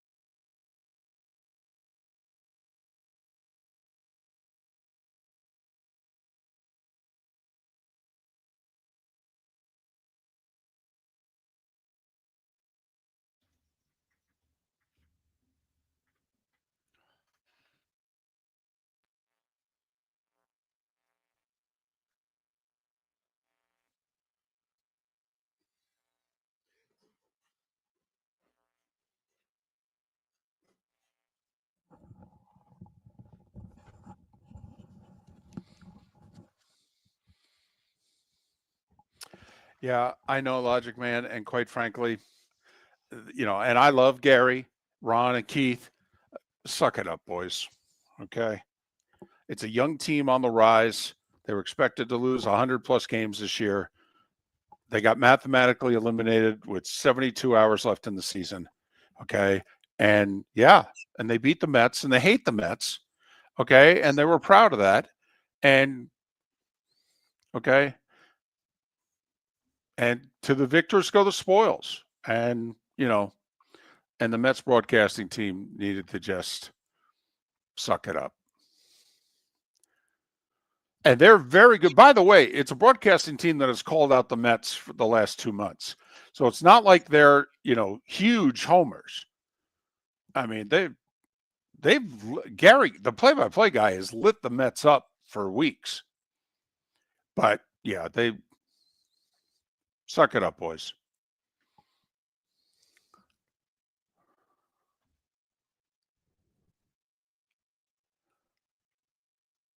It's funny. I was doubly torn yesterday. A, did I want the Mets to back in to the playoffs? Just because, they're my team and, what the heck? Or did I want this to happen because obviously something is seriously wrong and they needed to miss the playoffs to address whatever it is? And I felt the same way about the U.S. Ryder Cup.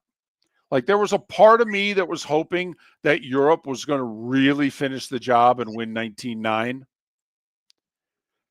But then obviously when the U.S. starts doing what they're doing and you're looking and you're like, oh my God, there's a mathematical way they could win this. All right. So I was torn yesterday.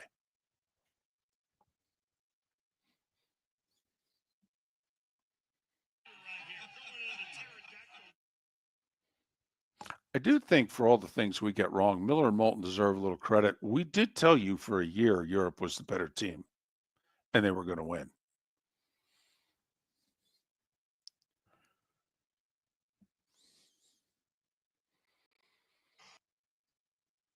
Right. And Logic Man, I understand because, you know,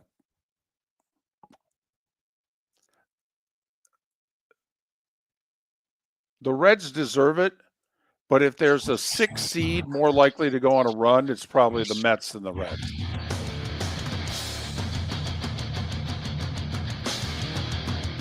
You're listening to Miller and Moulton, coming at you from the Floor Meister Studios. Floor Meisters, keeping it real. And now, here's Mark Miller and David Moulton.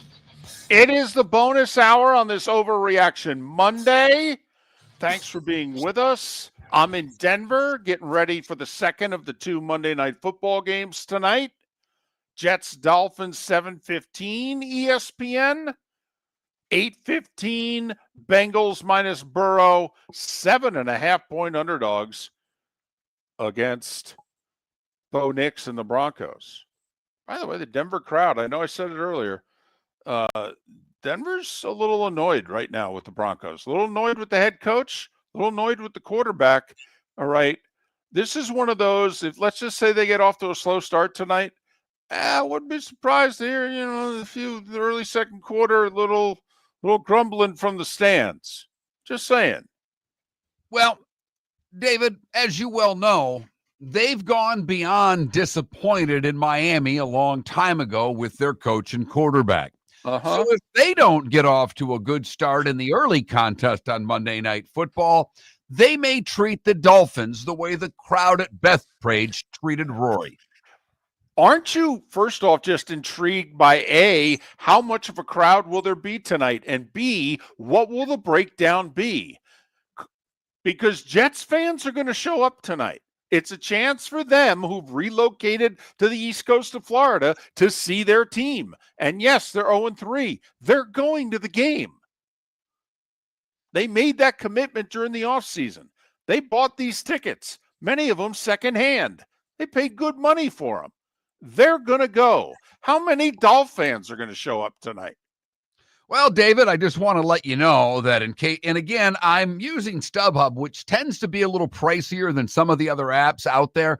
I've just not deleted it from my phone, and it's the quickest one I can get to.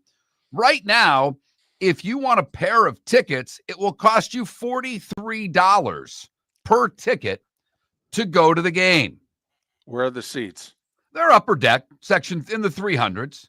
Okay. Still, you can sit right now behind in the end zone, lower bowl, for $87. My advice to you, if you want to go to the Jets Dolphins game, I find it funny. They have this little thing on the StubHub app, selling fast. Probably not. In fact, they say high demand. Not really. No.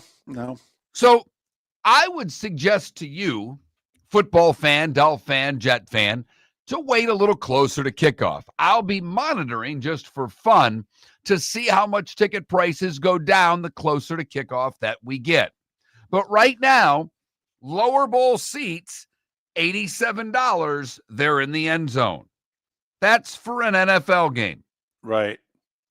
I mean, upper level seats, tons of them, $45. That's what it's cost you to sit upper deck for the game tonight. And I don't think those are terrible seats, for the record. I don't either. I was upstairs for the Penn State Notre Dame game. Now, we were very low. We were in one of the first 5-6 rows of the upper deck. They were, and I was even in the end zone. They were great. And I typically don't like end zone seats for football, but it's fun to watch holes open up and things like that. You can see a few things all across the field. So plenty of good seats still available for tonight's game. I think the guy in Tennessee is going to get fired first. I do. Which is going to put the general manager there also on the hot seat because that was his hire. Because this isn't working, by the way, in Tennessee. It's not working. But it's no longer working in Miami. And to me, this is the game that determines, Mark, you didn't think McDaniel was going to make December. No. This is the game that I think determines, can he get to Europe? Wins tonight, he gets to Europe. Okay. Then how much further can he get past Europe on the schedule? Because remember, after the Jets is Carolina. I mean, there's a chance here. Come on, glass half full. If you're the Dolphin fan, you're going, well, come on, man. A week from now, we could be 2-3. Then the schedule gets more challenging. Yes, it does, David. As a matter of fact, it does. And I will say it's a short week. They go to Carolina. It's not a home game. Right. And as one of our listeners on Twitch says, they will get booed coming out of the tunnel. Yes, they will. But the boos will get louder if by chance the Jets score first. Even more so if the Dolphins, if you're the Jets, you win the toss, everybody defers. As someone who at this point, because mediocrity for Miller and Moulton as show hosts, we've said this a million times. 8 and 9 does nothing for us as a show. Oh, it's awful. 7 and 10, nothing. No. You either need 5 and 12 or, a playoff team. And I'm hoping to see what happens if the Jets win the toss, defer, and the Dolphins have a 3 and out, a 5 and out type of first possession. Because then the boos get ugly.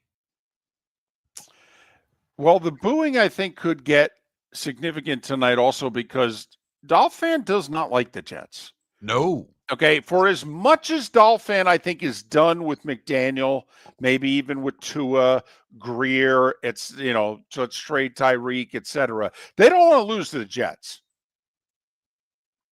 This is almost like the college rivalry. We could go 1-11 as long as we beat so-and-so. Is this a Dolphin fan? Tell me. You're the fan. Isn't this your biggest rival? I know you tried to make it New England for the longest time because New England's been great, so I get that. And you always were able to get them, which was fun, even in bad years. But because, as David mentioned, there are so many, and I know there are a lot of New Englanders in Florida, but a lot of them came to this coast. That coast is far more New York than any other part of Florida. Correct. Even Tampa, because the Yankees spring training is based in Tampa. So there are a lot of New Yorkers in Tampa, but there's far more in South Florida and, West Palm and Boca and what have you. Absolutely. So this is where the Dolphins listen, I want everybody to lose their jobs and what have you, but I do want to beat the Jets twice. I can handle 2-15 just as long as it's the right 2. So that's the other thing, Mark. They start losing to the Jets. This is not only I'm done with the coach, I'm done with the quarterback, I'm done with the GM, I'm done with this guy, I'm done with this guy. It's you're losing to the Jets. And take it from the Jets standpoint, too. Aaron Glenn, after the loss last week, was pissed when people were saying same old Jets. I mean, he went off about that. This is not the same old Jets. So not just because it's the Dolphins, he's been letting his team know what he expects of them. They're trying, this is a first-year coach, trying to fix a culture problem. So I expect the Jets to play really hard tonight. I don't know if the Dolphins play really hard. I don't. Do you think there's anything the Jets could do tonight to make him dance the way he danced on the Tampa Bay sideline? Like a pick six right in front of him, going down the sideline, a bomb. Is there a kickoff return? Do you think there is any return or a pick six? It's the kick return or a pick six. Well, then we got to see it, man. I need to see this every week. I really do. He was asked about it, by the way. He for as much as he's trying to change, the culture and all that, he did have fun with, he saw it. Okay. His kids showed it to him. That's the best part. Right. And so he was good about it. Okay. I honestly, and he said, "I'm not changing either." That was the best part. Yeah. He laughed. He had a little face like, I ain't changing for anybody. Good coach. You. None of us want you to. No. Okay. No. Listen, Dolph fan, if they're going to lose to you tonight, they want to see you dance. Please. There's a Dolph fan in our Twitch chat room, by the way. He's like, listen, just no, I know it's the Jets, but I got to rip the Band-Aid off. I want a loss tonight, and I want everybody gone. Okay, and I don't want to delay it. So let's do it. Let's get it done and over with. Boom, boom. We can go to Carolina, lose 0-5. We can just do it. Let's go. By the way, Aaron Glenn getting grief for the dancing. Ben Johnson not all that happy with Tracy, with the question from Tracy Wolf. So I don't know if he was not happy with her question. He just got a little animated about that. I think yesterday was a pretty significant win for the Bears because that's another fan base that has zero patience for coaches and quarterbacks. I don't think it was Tracy. Okay, because I think I'm sorry. Yeah, it was. But okay, it's a young sideline reporter though who does look like a young Tracy Wolfson, same coloring and what have you. But yes, Ben Johnson at halftime. Her second question was, well, do you need to just play better? And you can see he's kind of like, I don't want to take that grief from you. I don't know you. Right. I'm annoyed with them enough as it is. Don't make it any worse.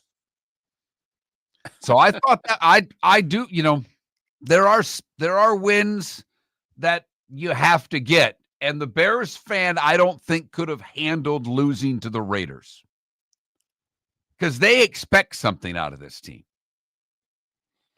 Well, also, let's face it. Hey, Caleb led them down the field for the game-winning score. Also, listen, come on now. Yeah, they root for the Bears, but what are the Bears all about right now? Can Caleb Williams be the guy? Ben was hired to make Caleb Williams be the guy. If he's not, we're wasting our time. He's got a receiver too. Yes, he does. Yeah. Uh-huh. Kid's good. So, he's a problem. I will say, though, Ben's so used to that Lions running game, that Lions offensive line and that Lions running game, he ain't going to have that this year in Chicago. It'll be interesting if he can adjust. Or will they just keep, banging their head against the wall? But, hey, 2 wins in a row. Okay. All right. Miller and Moulton. The Diamond District bonus hour brought to you by Jason and Todd at the Diamond District. Poll question is up. It's about losing. Kirby, James Franklin, Team USA. Which one is more of a constant? Thanks so much for listening. American Paint Supplies, for nearly 30 years, is your one-stop shop for all your coating needs. If you are a designer, a contractor, a professional painter, or a weekend warrior, American Paint Supplies is the place where experts go to get expert solutions. At 6100 Shirley Street in Naples off of Pine Ridge, American Paint Supplies delivers the best solutions with the best products with the best support. Meet Gene and his team today at American Paint Supplies. Call 239-566-2700. That's 566-2700 or online at AmericanPaintSupplies.net. I asked him at Floormeisters, hey, what do you want me to tell everyone for September? He says, well, tell them I just bought 100 pallets of Core-Tech. So I've got so much of it, I can keep the prices low. Plus, installation's always available. Delivery's always available. And tell them Floormeisters has colors, 15 of them that no one else has. Floormeisters in Naples, next to Costco, whether it's carpet, tile, or Core-Tech. The best flooring. Best service at the best prices. Floormeisters. Floormeisters.com. Think we only fix windows? Think again. Your local Glass Doctor Home and Business does so much more to upgrade your home. We custom build stunning shower and bath enclosures, install sleek glass doors and windows, and can bring fresh life to foggy or cracked panes. Need a glass tabletop or a statement mirror? Yep, we do that too. If it's glass and it's in your home, we're the team to call. Call the Glass Doctor, we fix your pains. Oh, yeah. Your roof is your home's first line of defense. At Pelican Roofing of Florida, Ronnie John and their team bring years of experience to protect what matters most, your family and your business. From residential repairs to large-scale commercial roofing, we deliver honest work, fair pricing, and quality you can trust. An upgrade on your roof can lower your insurance costs. Don't wait for a leak to turn into a disaster. Call the experts at Pelican Roofing today. 1-866-9-PELICAN. That's 1-866-9-PELICAN. Online at pelicanroofingcompany.com. CCC 13325. This is Miller and Moulton.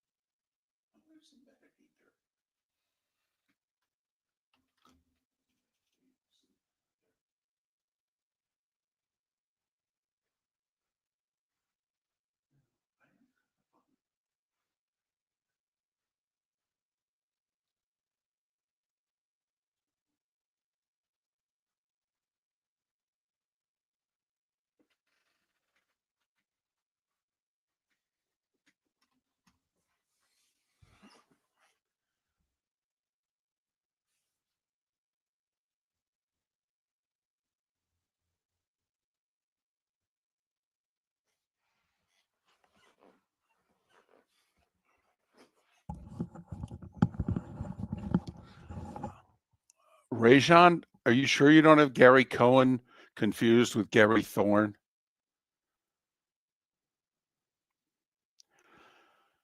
Because Gary Thorne did Maine baseball and hockey and then got the Mets job doing radio, was the number 2 with Bob Murphy, and then got the Devils job since he was in New York.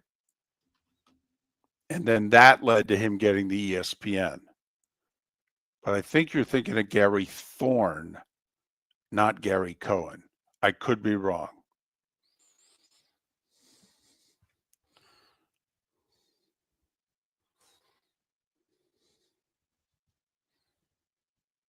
Because if so, that means Cohen followed the same road as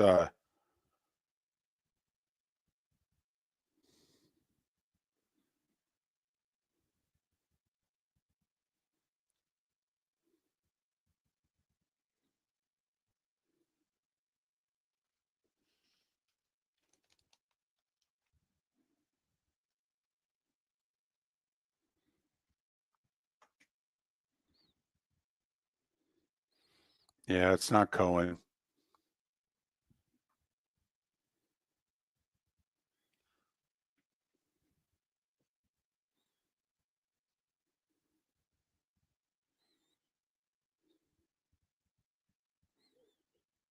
You know, Georgia, by the way, has to get 2 of the 3 of Florida, Ole Miss, and Texas to make sure they're not playing Tech for a play-in game, too. I mean, Oh, yeah. Georgia Tech this year, going to be fun. and if you're a Tech fan, you can't be very happy that that got moved to the Georgia Dome. No. But I blame Georgia Tech, though. Oh, no. I said if you're a Georgia Tech fan, I'm just... No, that's they stupid. took the money. They took the money. Right. Once again. And do you know what Georgia Tech said to their fans? Shut up, we're cashing the check.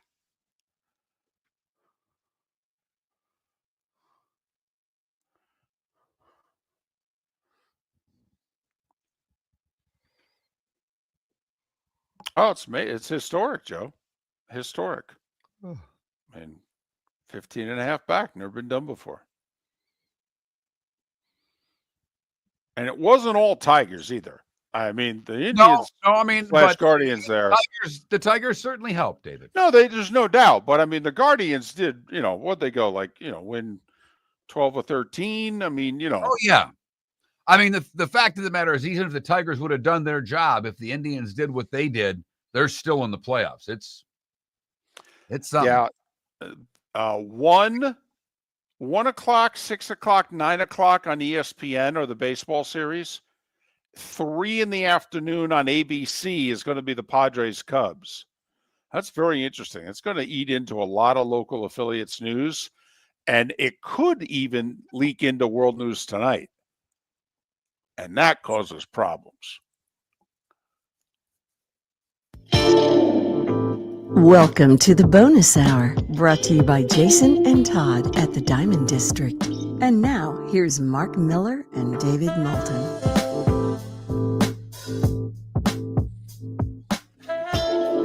21 minutes past the hour. Miller and Moulton. MillerandMoulton.com, Miller_Moulton on X. By the way, we've only talked about this, probably of the 4 or 5 big subject matters today, probably the least, which is the end of the baseball season, how it played out, and the baseball playoffs, which start tomorrow. Mark Miller, you get 2 to 3 days of afternoon baseball with your team being the first game on the docket. Yes, I do. It will interfere with me picking up my daughter from school, but that's where the radio works, because I love me some radio play-by-play. I mean, that's where I cut my teeth in this business, and I do love some baseball on the radio.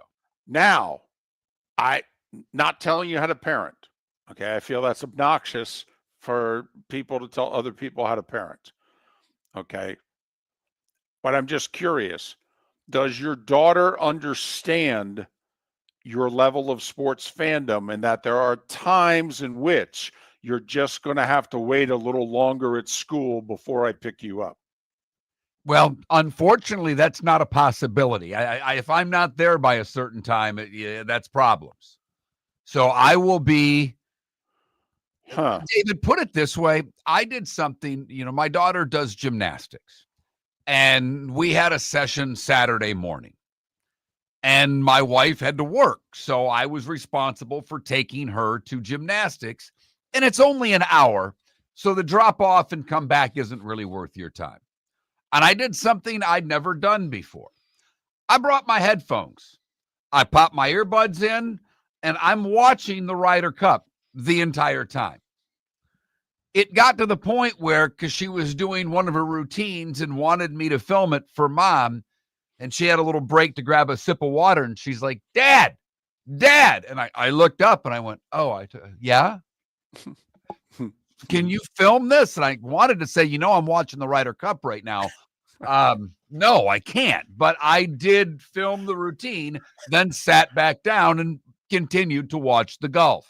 You're interrupting my jam here, but okay. I mean, I'm propped up. They've actually put a couple of little tables up in the upstairs area. I got my coffee there. I'm watching the Ryder Cup on the phone. I mean, I'm watching the commercials on my phone. Right. And so anyway, 1 o'clock, Tigers, Guardians, Tuesday, Wednesday, Thursday, if necessary.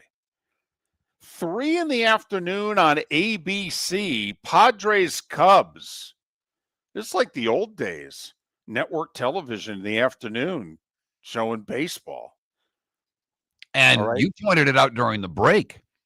That's money time for these. Oh, my goodness. You have no idea. On the East Coast, they start news at 4 o'clock. That's the 4 o'clock and 5 o'clock hour minimum. No news. Are gone. And possibly, I mean, look, into the 6 with the pitch clock and all that. But obviously pitching changes and all the things that go on in a playoff baseball game, that could drift. I mean, I'll be curious on air at 3 is first pitch by 3:05, if you know what I mean. Never mind. It could go Major League Baseball right to World News Tonight at 6:30 Eastern. That's 2.5 hours of local news in the eastern part of the time. You have no idea the amount of money it's costing affiliates. I mean, no, it's six figures and crooked numbers in major markets. This is millions.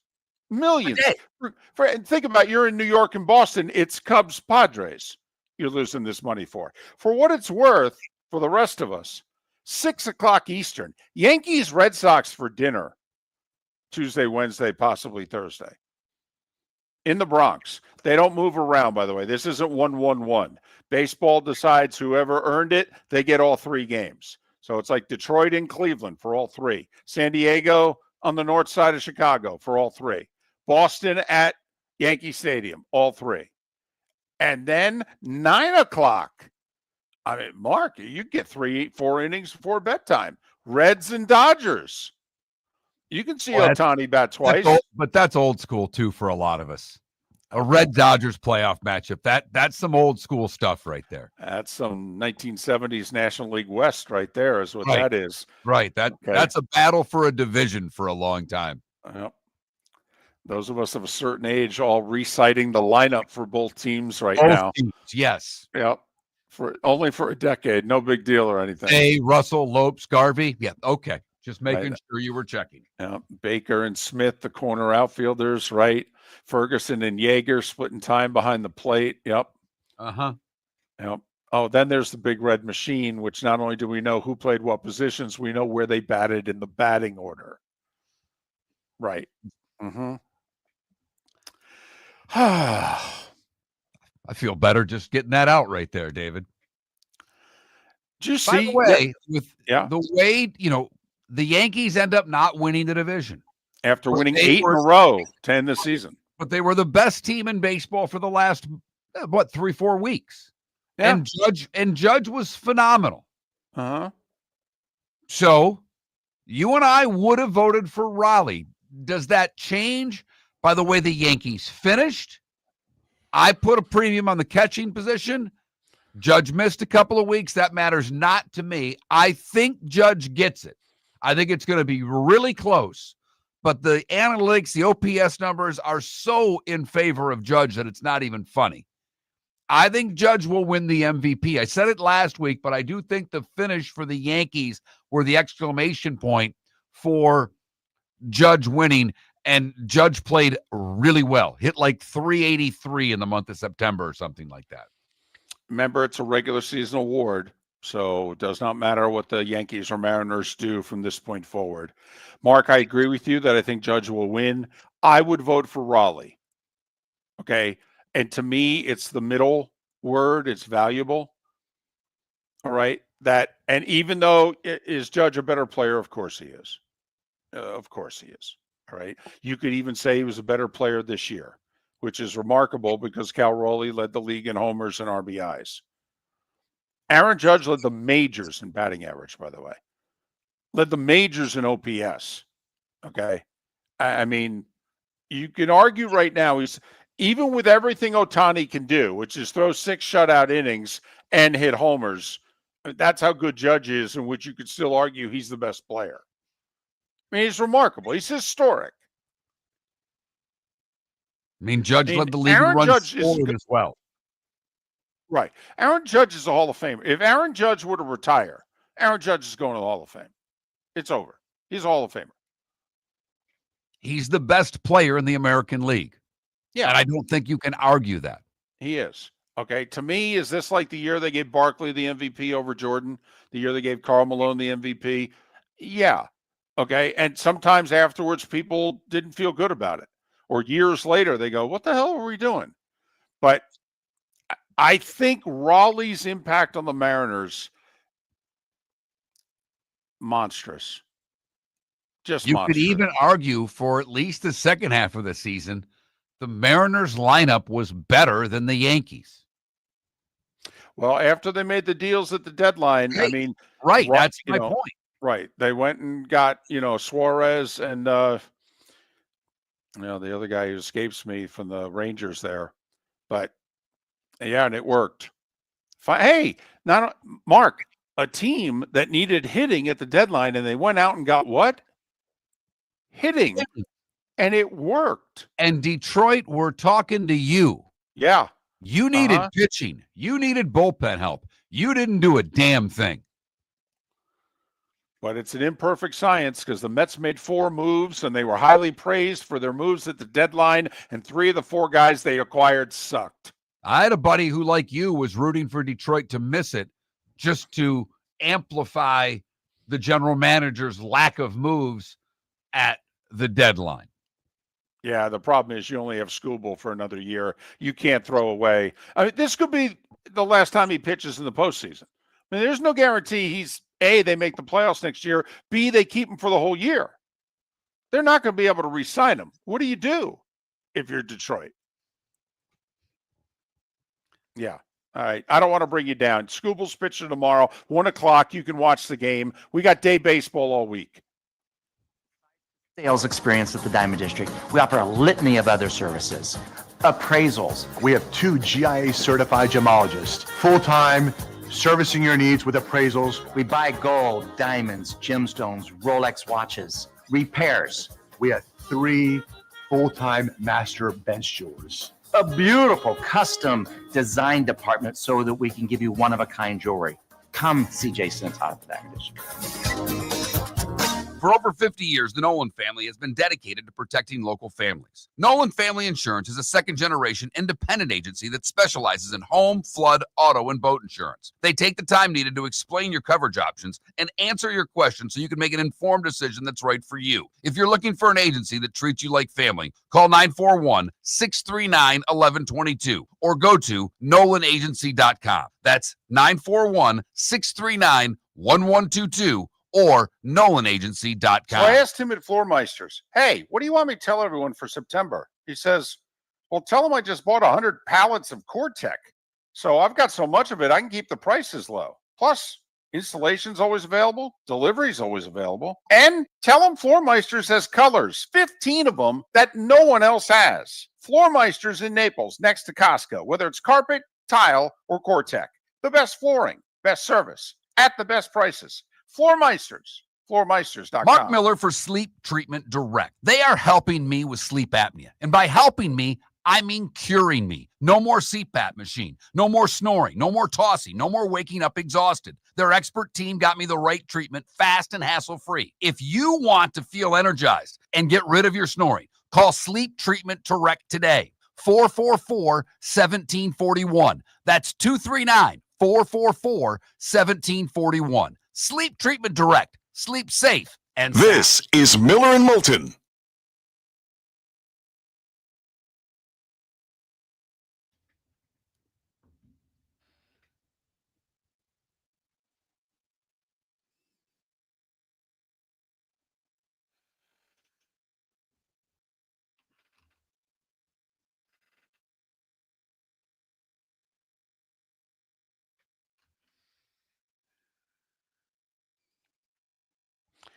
Apparently, by the way, the Broncos are debuting the all-midnight Navy uniform combination tonight.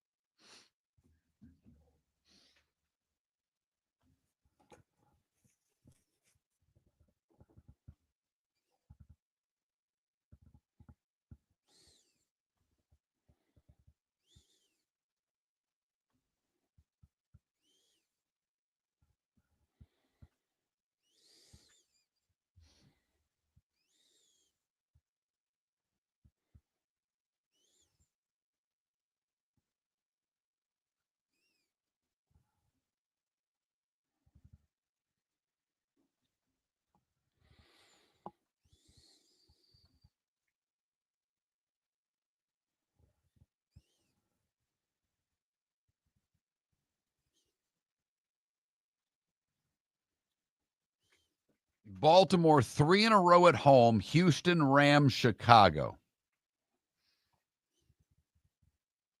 They should get a minimum of 2.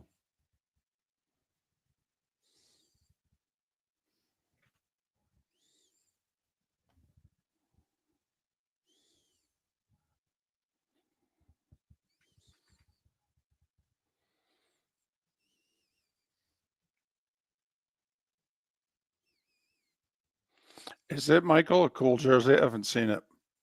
You know, my thing, I just want to be able to look out on the field and go, oh, yeah, that's the. And God, did it look good in Seattle. Yeah. The Huskies with their gold helmets and the W and the purple, and Ohio State looked like Ohio State. God, they look great. Dressed like that.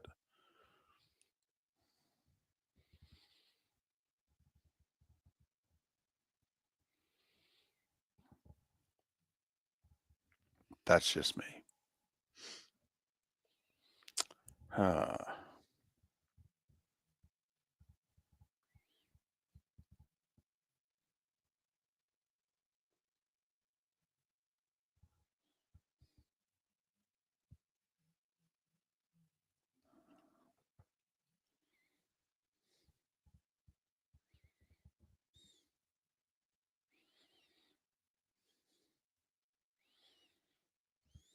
Oh, yeah. These, you can see the numbers on them, David. I just looked at it. That's all that matters. Oh, okay. Yeah, they're fine.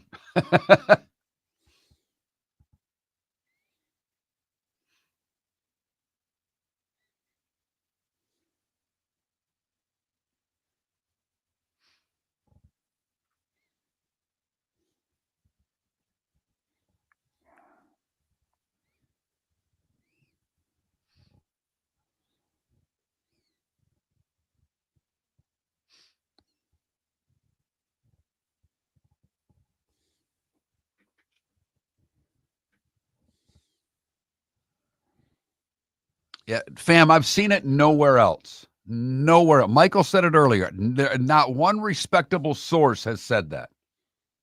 The only thing that they've even said is that he used that Liam Cohn used the Will Smith line, keep your name out of my freaking mouth. That's the only thing I've seen by anybody that I trust. Yeah, plus Salah doesn't talk that way. If you've ever been around him. I didn't see that. I saw the video clip and it was turned up pretty loud. I think that's crap.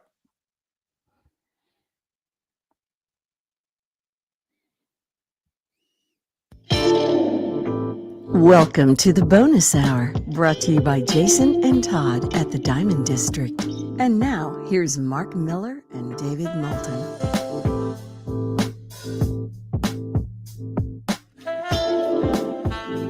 22 minutes till the top of the hour. Miller and Moulton, millermoulton.com, Miller_Moulton on X. Pat Kerwin and David Sampson scheduled to be on the show tomorrow.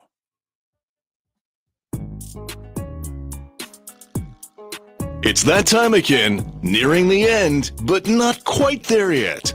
Here's Mark Miller with Today Was the Day When. I do not know why this happened today in 1701, but I imagine some guy got really ticked off and he had a little bit of power. Because today in 1701, at least in Maryland, divorce was legalized. Oh. Okay. And I don't think it was the woman's doing. That's just me. Well, I'm guessing also 300, nearly 25 years ago that, a woman didn't have the power to initiate that. Exactly. Hell, we didn't let them vote till 1920. Can't imagine we allowed them to initiate divorce. Today in 1940 might have been the reason that Tom Harmon won a Heisman. He had 3 touchdowns, 72, 86, and 94-yard runs. 1941, Ted Williams ends the baseball season with a batting average of .406. Hasn't been done since. The catch. Most of you, or a lot of you of a certain age, know exactly what I'm talking about. Today in 1954, Willie Mays of the then New York Giants made the over-the-shoulder catch in deep center in the 54 World Series. At the Polo Grounds. Today in 55 was the first colored TV broadcast of a World Series. The Yankees would beat the Dodgers. Hey Jude hits number 1 and stays number 1 for 9 weeks in 68. And Janis Joplin on that same day announced she's leaving the rock band Big Brother and the Holding Company. The Temptations released Papa Was a Rolling Stone today. The single had to be cut to 6 minutes and 58 seconds because there wasn't enough vinyl on a 45 to handle the 11-minute, 46-second album version. 76. Ali defeats Norton in a 15-round unanimous points decision for the WBA, WBC, and ring heavyweight boxing titles. It was at Yankee Stadium. All right. And it was a big deal because it was the first year of the new Yankee Stadium. And Norton won the fight. He did. If you look at it objectively, 15 rounds, there's no way Norton didn't win at least 8 of them. He probably won 9. Also today in 76, one of the great albums of all time, Stevie Wonder's Songs in the Key of Life was released. It would win the Grammy for Album of the Year in 77. Larry Holmes TKO's Ernie Shavers in 11 in Vegas today in 79. Shavers had knocked him down in the second round and had him in trouble. Olivia Newton-John released Physical today in 1981. You had to be there. Yes. It was the song of the year. Right. It was a monster hit. One of the worst cheese. I mean, they very rarely had videos then. They had one for this song. It was awful. Well, it was aerobics, right? Yes. Also, Yes. right? They were, yes. And it's not modern aerobics. It was right. It was the Jane Fonda. Right. Right. And then plus in the sweat, I mean, on Olivia Newton-John, it doesn't matter what outfit she wore. She was beautiful. Okay. But, the outfits itself were clumsy. It was the precursor to yoga pants, David. 88. Hershiser breaks Drysdale's record by pitching 59 consecutive scoreless innings. The game had to go extra innings for him to do it. It was the final game of the regular season. It was scoreless after 9, or else he only would have thrown 58 consecutive innings. And so they go to the 10th, and he gets the job done. Today in 91, we lost Jazz legend Miles Davis. 97, Valderrama. We lost. And they went back 20-something years later. We lost again. 2014, Scotland. We lost. Yeah. Mark, really? Is this what we're going to do? Okay. 2020, COVID year. It was today that the Lightning win the Cup, beating Dallas in 6. And 3 years ago today, Hurricane Ian made landfall. Don't really need to say much else. Gene Autry, Bum Phillips, Jerry Lee Lewis, Larry Linville. That might be just for me. That's Frank Burns, everybody. And Madeline Kahn would have all celebrated birthdays today. That's ferret face, Mark. Lech Walesa 82, Bryant Gumbel 77, Sebastian Coe is 69, Andrew Dice Clay is 68. Les Claypool from Primus and hockey player Dave Anderchuk are 62. Hersey Hawkins 59, so is Ken Norton Jr. Calvin Johnson's 40, and KD, Kevin Durant, is 37. What did I miss, David? Only 2 things. Today, significant, 1982. Today was the day that 3 people in Chicago died by taking Tylenol. It led to the repackaging that you see today, all started 43 years ago today, because somebody was lacing Tylenol tablets with cyanide, and so Johnson & Johnson had to repackage Tylenol, or else no one was going to buy it. And they survived that. Everybody thought it would be the end of Tylenol. And they survived it and changed a lot of industries repackaging because of the events of 43 years ago today. And you mentioned McCartney earlier. I just wanted to, you're the music guy on the show. Did you see what he did over the weekend? He was playing in Santa Barbara. I guess people paid between $300 and $600 a ticket, an intimate concert. He played Help to start the concert. He had never played Help publicly. Interesting. Yeah. He started the show with Help. I will say Zach Bryan played the Big House over the weekend. 112,000 people at the concert in Ann Arbor. Well, you and I do wonder why some of those acts are not at the Super Bowl.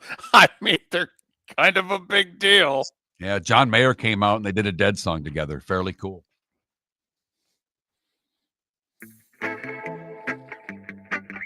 Time to see life a little bit differently. Here's Mark Miller with the good, the bad, and the ugly. What you got, Mark? We go to Huntington County, Pennsylvania for the good, where students at Huntington County High School became the first students this century to arrive at school by train. A 150-year-old coal-powered train, which is now a restored tourist attraction, carried the high school students to campus on Friday on restored rails. That seems kind of fun.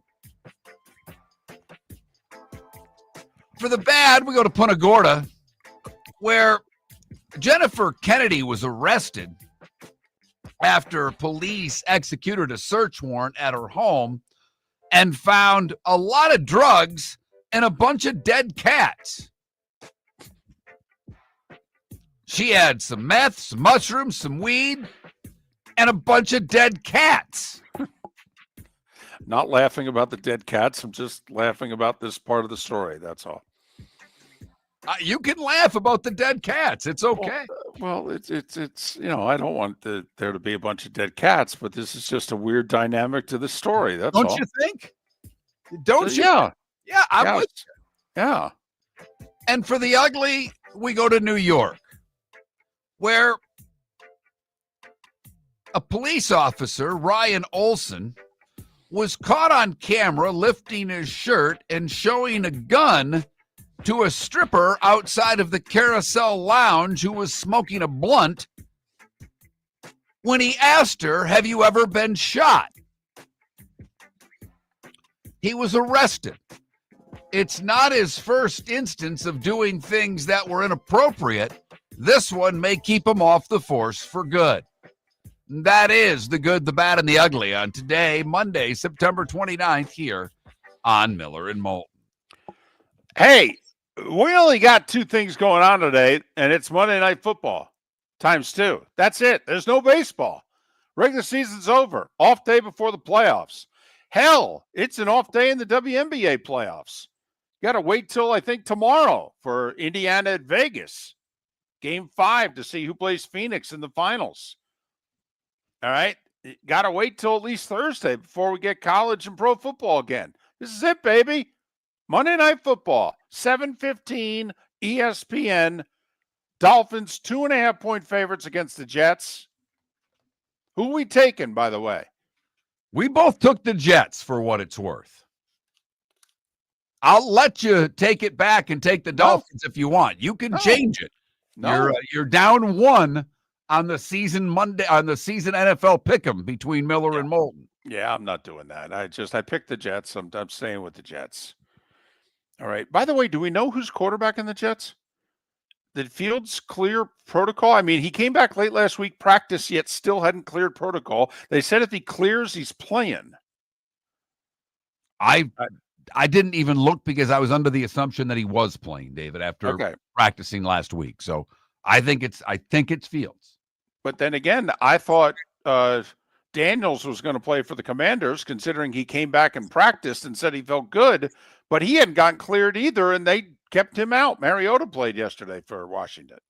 Okay. Twitch chat room saying Fields is back. Okay. I actually would have liked the Jets more if Tyrod was back. to be honest.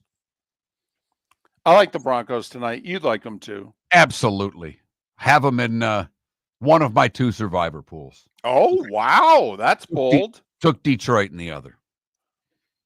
That's bold, taking Denver. They have not played well this year. It's Cincinnati without Burrow. And Denver has to win tonight.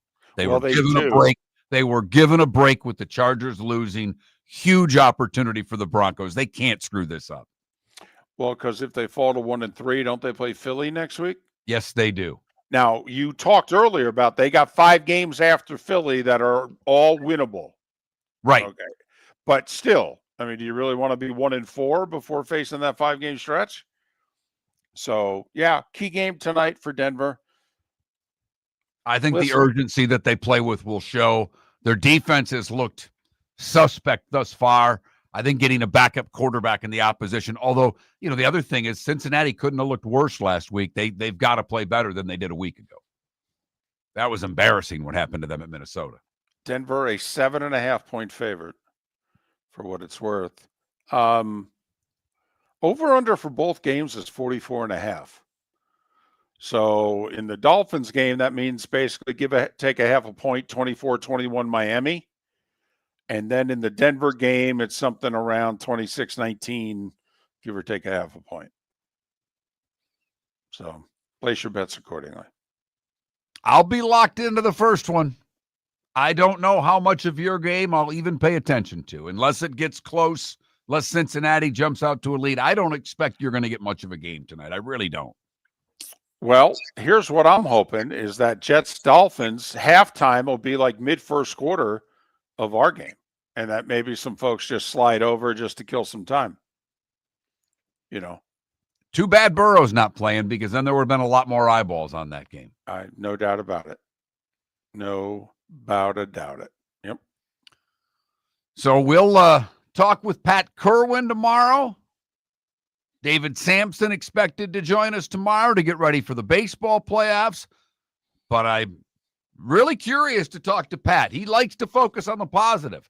So I want to hear the positives of what these special teams are doing to block all these damn kicks. Well, he was in Kansas City yesterday with the NFL Today crew and the Ravens and the Chiefs game. So also get his take of seeing both teams up close.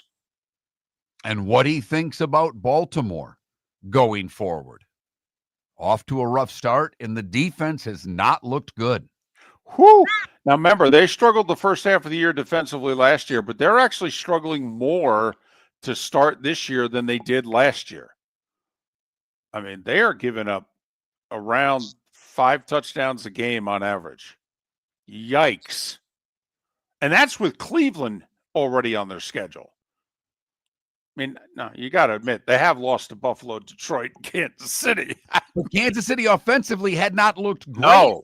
And they didn't look great last year. They had their, coming out party, if you will, against Baltimore last night. Enjoy Monday Night Football. David Sampson, Pat Kerwin on the show tomorrow. Have a great day, everybody. Your roof is your home's first line of defense. At Pelican Roofing of Florida, Ronnie John and their team bring years of experience to protect what matters most, your family and your business. From residential repairs to large-scale commercial roofing, we deliver honest work, fair pricing, and quality you can trust. An upgrade on your roof can lower your insurance costs. Don't wait for a leak to turn into a disaster. Call the experts at Pelican Roofing today. 1-866-9-PELICAN. That's 1-866-9-PELICAN. Online at PelicanRoofingCompany.com. CCC 1332512. So I asked him at Floormeisters, hey, what do you want me to tell everyone for September? He says, well, tell them I just bought 100 pallets of Core-Tech. So I've got so much of it, I can keep the prices low. Plus, installation's always available. Delivery's always available. And tell them Floormeisters has colors, 15 of them that no one else has. Floormeisters in Naples, next to Costco, whether it's carpet, tile, or Core-Tech. The best flooring, best service, at the best prices. Floormeisters, floormeisters.com. When Glass Doctor replaces your windshield, we don't just send you on your way, we send you off protected. Your local Glass Doctor includes the industry's only 12-month windshield protection plan at no extra cost. That means unlimited chip repairs and even a one-time replacement if needed. High-quality service backed by real peace of mind. right here in your neighborhood. Glass Doctor, Glass Doctor. Call the Glass Doctor, we fix your pains. Oh, yeah. Exclusions apply. See your local glass doctor for details. American Paint Supplies, for nearly 30 years, is your one-stop shop for all your coating needs. If you are a designer, a contractor, a professional painter, or a weekend warrior, American Paint Supplies is the place where experts go to get expert solutions. At 6100 Shirley Street in Naples off of Pine Ridge, American Paint Supplies delivers the best solutions with the best products with the best support. Meet Gene and his team today at American Paint Supplies. Call 239-566-2700. That's 566-2700 or online at AmericanPaintSupplies.net. Shoeless Joe's Sports Cafe, your home for all the football and baseball that September provides, plus a nightly food special. Got bingo and trivia Tuesdays and Thursdays, live music Fridays, karaoke Saturdays. Never mind the fact that Shoeless Joe's is going to celebrate Grandparents' Day, National Hot Dog Day, National Cheeseburger Day, all in the month of September. Food and drink specials during every NFL game. Shoeless Joe's, the official home for Ohio State football. Shoeless Joe's, good food, good times, good sports, in the Doubletree by Hilton. Bell Tower Shops, Fort Myers. When you're craving the real taste of Chicago, there's only one name to know. Jimmy the Beef Guy. We're talking tender, juicy Chicago beef sandwiches. Whether your party's for 10, 100, or 200, bring game day to your house with Jimmy the Beef Guy. The catering packages come with the beef, the gravy, the peppers, the bread, everything you need. 2 convenient locations, Fort Myers and Bonita Springs. Skip the ordinary and bring the beef. Jimmy the Beef Guy, Chicago flavor, Southwest Florida style. Call today or visit jimmythebeefguy.com. Tell him Miller and Moulton sent you. This is Miller and Moulton